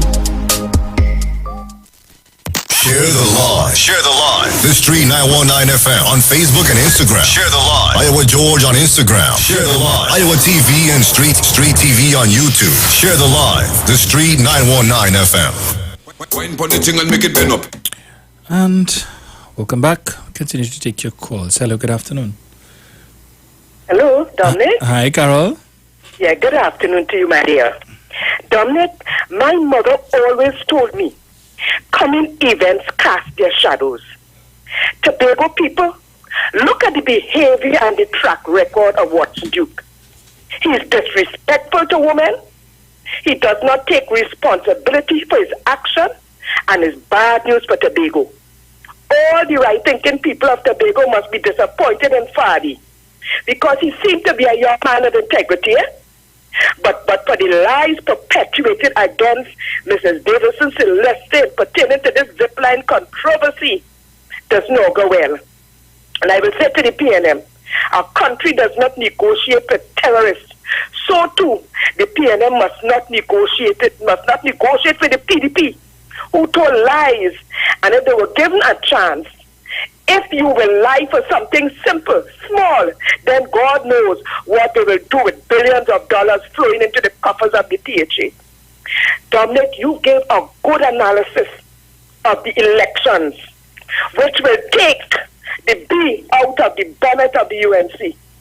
The PNM needs to set up public meetings, dissecting and analyzing the results of the election, just like you did. PNM people get up and start educating the people of Tobago and Trinidad. And before I go to Mr. Arnold Roberts, a fraud of the highest order, did he call for the boycott of the Ramsaran milk when the young woman there made her racial slurs? Did he call for the boycott of the doctor who also made racial slurs? Dominic, you must continue to play that clip by Mrs. Prasad Bisesa, who praised the 1% and the Syrian community. That is why she was able to give away all them lands in Sagarama. That Dr. Williams and my mother and father, they walked in the rain as they told us to get back those lands from the Yankee. The UNC have a clue. They were stillbirth. They weren't even a thought. They don't land scheme, but they gave it away to the same 1%, the same Syrian community that they want to invigorate the people to rise up and hate. But they're showing love. Underneath, they're showing love because she praised them. You see, Karen Nunes Teixeira, I had a talk with her, an argument. I met her in a particular place. And we had a little powwow. And I realized that there are plenty PNMites who were under Mr. Manning, suffering with sour grapes. You understand? Because she was a woman I held in high esteem. So I held her in a conversation. And Dominic, I was totally disappointed. Because as a woman of substance who was heading the law fraternity, she was a lecturer at UE in the law college there. Right? And I held her in a thing, boy. And I tried to get some answers to certain things. And I was really, really, really disappointed. And if she was to come and go up in any constituency, I am one person, I would not vote for her. She's an intellectual, she's a bright woman, yeah. She's a good woman, but I don't know what happened to she had since Mr. Manning passed on and a lot of them didn't get to go back up and whatever bitter thing they have for Dr. Rowley. I was really disappointed with her because I thought she would have looked past that and see the betterment for Trinidad and Tobago. But then, according to the young people, they token a lot of things. She, Louis Lee Singh, all of them, Kocho, the whole world, you know. PLM boy, then people token plenty things. So boy, I will continue to pray for the betterment of Trinidad and Tobago, for my family, the younger ones coming up, so we can have a good standard of living and a good TNT. I want TNT to do well on the world stage, and that's what I will do, Dominic. And I love how you analyze. You could give some of them people lessons, man. You could school them. And you could even have a little bit of the political science. You're going to smell the beer mile off, Dominic. Yes. So PNM had to get up and work. Thank you, sweetheart. Thank you. Blessings. Most welcome.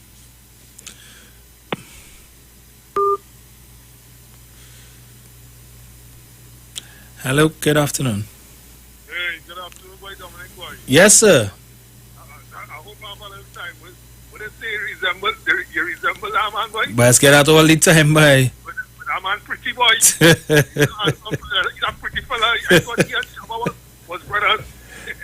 I thought he and Shabba and Uncle brothers, man. The destiny, man. He's a pretty fella. What's the new? All he do is insult women. Carol, you see this academia thing? That has nothing to do with the integrity and your values and ethics in life, you know. Let's remember Clico and Dominic Clico and the withdrawal. Yes. Right? And people don't take responsibility for the action. All the Carols were created downfall with Patrick Manning. Remember, emotional confidence was raised against her for that. Mm-hmm. Right? So Karen, she's sharing all of them. You don't understand that because people academically, so I need that integrity. And I'm going to tell you something. You see, selfishness too within the black community is very, very big as well too. But self. I want to analyze the election. Dominic, people are being real, right? The solution.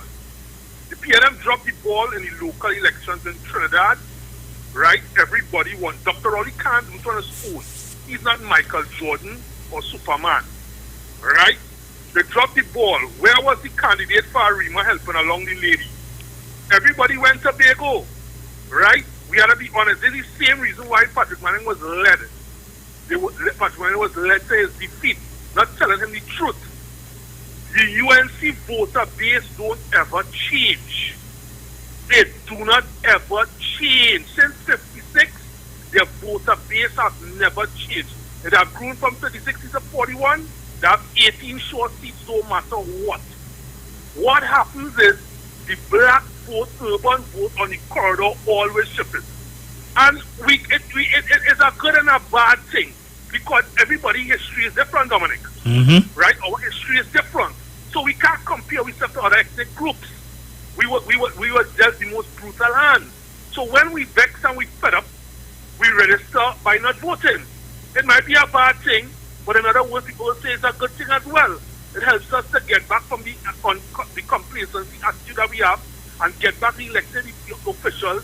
It's not that they're rich way of going, right? And they know the dynamics. They experience, MPs know the dynamics of Trinidad politics, that the UNC voter base don't change. So even though we have an election in Tobago to win, you must focus on the candidates in the local election seats with the candidates and all the representatives, all the constituencies that they are needed. And from what Darren Matters, that was done. And that is the result of it. Because you start taking the people for granted. And let me tell you something, the PNM starts waiting on the second term, Dominic. Dominic, you're young. They start waiting on the second term. Like the first year, 2 years, they start realizing that here what's going on. We think we get rid of the opposition dormant, and that's here what's going on. Easy sailing here. So they start becoming complacent. But the opposition never stops campaigning because they know their voter base. So you think Chairman Colin Embod, Dr. Rowley, Penelope Beckles, all of them don't know that? Their votes do not ever change. It's the corridor urban black vote that changes. So all the intellectual lies and the games that we try to tell people, it's a new dynamic vote. That's nonsense. That's only for the black vote and the mixed community. The East Indian rural vote on the do not change. And that is the result of that. And you show the figures, Dominic, with the seater thing down in that if PNM had come out to vote, that's very yes. They would have won. But somehow that's just the African vote. It's a good and a bad thing.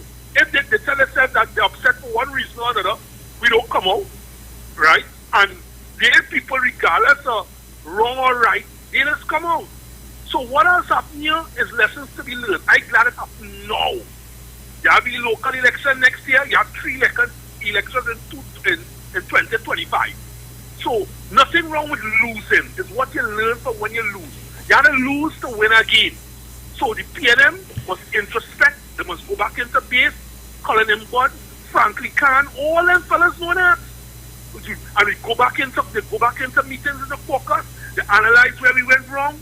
If the Arima candidate was there or wasn't there, we pull back in. We let people know how we feel. And you correct it. That's what life is about. Going on Tobago. What happened in Tobago as well is simple. Since ANR there is a PNM hater soon, Dr. Rolly explained you all that. What you had was a cloak and dagger style of politics. It started with Farley and Watson Duke. Watson Duke is tainted, so he pushed Farley in front and he hiding behind. And they realized they made wrong in the last general election by doing that same tactic. It's election tactics, Dominic. So they realized they gained votes. PNM knows all that. It's the most experienced party. So okay, all right. PNM performed. They did all the good things. Right. Then the PNM haters in Tobago for the 40 years today or something, Mr. Robinson time, they realized that worked. Even though that the people don't really want Watson Duke, they push Farley in front as the clean face. And they know all the fraction groups, the powers, the TOP, the Watson Duke, all of them decide, well, here what now? We will start to hide in a cloak and dagger unofficial partnership way. It was a partnership with Dominic. It was unofficial hiding behind Farley. Was clear for everybody to see. And then they realize that, okay, the PNM is divided. A house that divided cannot stand. You have the Nizanga situation. You have the Kelvin Charles situation that was handled well. They said all that. Then you had the Sheldon Cullenhan. So obviously, they will start to peddle their lies, their untruth. They will start fabricating stories. Hey, the PNM is not unified. It's a dysfunctional group. And they beat that horse and they beat that horse. Then they get the auditor general report and they beat it and they beat it and they beat it. Politics is perception. It's not always true. But politics is perception that the PNM is disjointed and they are fractured in Tobago. And with that, they was able to rally the other issues and bam, and that's the result today. So the lesson to be learned from this, whoever listening in the PNM hierarchy, only knows that PNM is the most experienced. The only time PNM will be defeated is when all the opposition voices, the PNM haters, unified. They unified in a cloak and dagger way because they realized it worked with Watson Duke and Farley, the young boy. So they unified behind, they come behind Farley, hide behind Farley in an unofficial way. And all the evidence is there to show. So there's a lesson to be learned. Dr. Rowley wasn't well. He's a man, he deserves his time. He did enough. We pick up our marbles, you dust off your pants, you learn from it, right? Hard decisions have to be made, Dominic, in Tobago, right? Tracy has to be pulled back. Who needs to be pulled back and needs to be to start down, and things need to be mended. We need to have some compromise. A formula didn't work, so that's something. Sometimes she was the leader, it didn't work. I think Answer Dennis should be the face right now in Tobago, because from all the reports, Dominic, a lot of people like Answer Dennis. Yes. And he carried himself in a nice, in a dignified way. And I think that Tracy should be, there's a formula to be learned. Tracy she should be told to pull back. Yes, she's the lead, and let that then Answer Dennis start being the face, because he's a young man, but it's Tobago PNM. Because our next election will eventually will call and be sorted out, and I go back to the post. So all is not lost. In a defeat is a valuable lesson you had to learn. We pick up with marbles and we move on and we learn from where we went wrong. PNM is not a perfect party, it's not perfect people, and it's not a perfect organization. And one more before I go, I was saying about now they come with the procurement bill. All of the Karen University Cheryl, and it will surprise me. You remember the UNC said they realize now that the lens of these scopes will be on them to go back to Parliament to fix the THA Act. So what they're doing now, the UNC never stop campaigning. They're going to use the procurement bill to say we're not agreeing with anything until the government repeal the procurement bill. So that is to try to delay the issue that what is going on in Tobago. Well, here what UNC. All they keep doing that. At the end of the day, the executive remains in Tobago, and the governance in Tobago will continue under Answer Dennis and all the other people that is in charge. The status quo remains. So UNC, all they continue. All right, boy, Dominic. Good Yes, program, sir. son. Thank you. Hello, good afternoon. Hi, good afternoon, Dominic. Yes, I'm sir. going to follow up on a nice contribution from the gentleman, and some really good contribution. And people, just have patience with the contribution. Some of the contribution pretty long, but it's really, really informative. And it guides, notice there's a common, a trend, if I were to call it that, Dominic, with respect to our contributors. They're telling the PNM that we love you, but there's some work to do. There are lots of work to do. And when people, and Dominic, I'm so grateful to be listening today too, where you outline in detail the question of people like Watson Duke and Day, who are lying. And every time I think about the politics now, it goes right back to Donald Trump, where he's lying, and people are caught up with lies, with fake news, and supporting. It's up to you now, as an opposing party, to denounce it, to bring it forward, because you run some recordings today, even the interview, where he's not only lying, but a very disrespectful man, and people moving from 2 seats to 4. The PNM have to deal with that. Deal with that on the ground. And something Zena said, not all intellectuals, because Dominic, I'm on the ground, and I'm seeing some of the gaps that are on the ground with respect to what that the PNM has to deal with. But I'm on the ground where I am open at both levels to say, listen, I don't have to be persuaded much with conversation from Dr. Rowley to vote for the PNM. I don't. But there are people on the ground there, as the previous caller said, there are people who are gimme. You have to meet them. You have to speak with them. The culture of an Indian fella supporting the UNC is different from that of an African man supporting the PNM. And listen, the whole question of what you call the house Negro. Now, I want to give an example.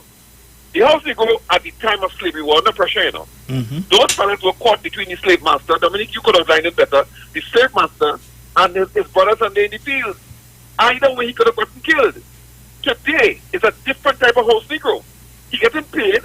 If he comes across to the PNM, he's still welcome. But my thing is that he's being paid for something derogatory. And I give an example. Imagine you look at people dressed in yellow, you know, taken, you know, were very aggressive towards, I think, with the CNC3 reporters and so on. You know what the leader said? I don't know them. What she complimented those people? What, and a popular fella? The lady said, I don't know them. I have nothing to do with that. And they have to stay right there and absorb that. And people say it's racist. No, it's not. You have to know where you are appreciated. And people always align it that Dr. Rowley's not doing enough. How much could he do again? But if it means running this country right, and you have to get on the ground to deal with those people, have a mechanism to deal with them. Because they voted with one vote they have. And people have voted. Dominic, you have to go for the break? Yeah, we have about 5 seconds. Well, take it. All right. We continue. Yeah, man. Right. Yeah. Out of time, not out of things to say. Join us in the morning. Titans of Democracy. I'm out. I go bring my friends and if you bring your friends and we friends, we'll all like together.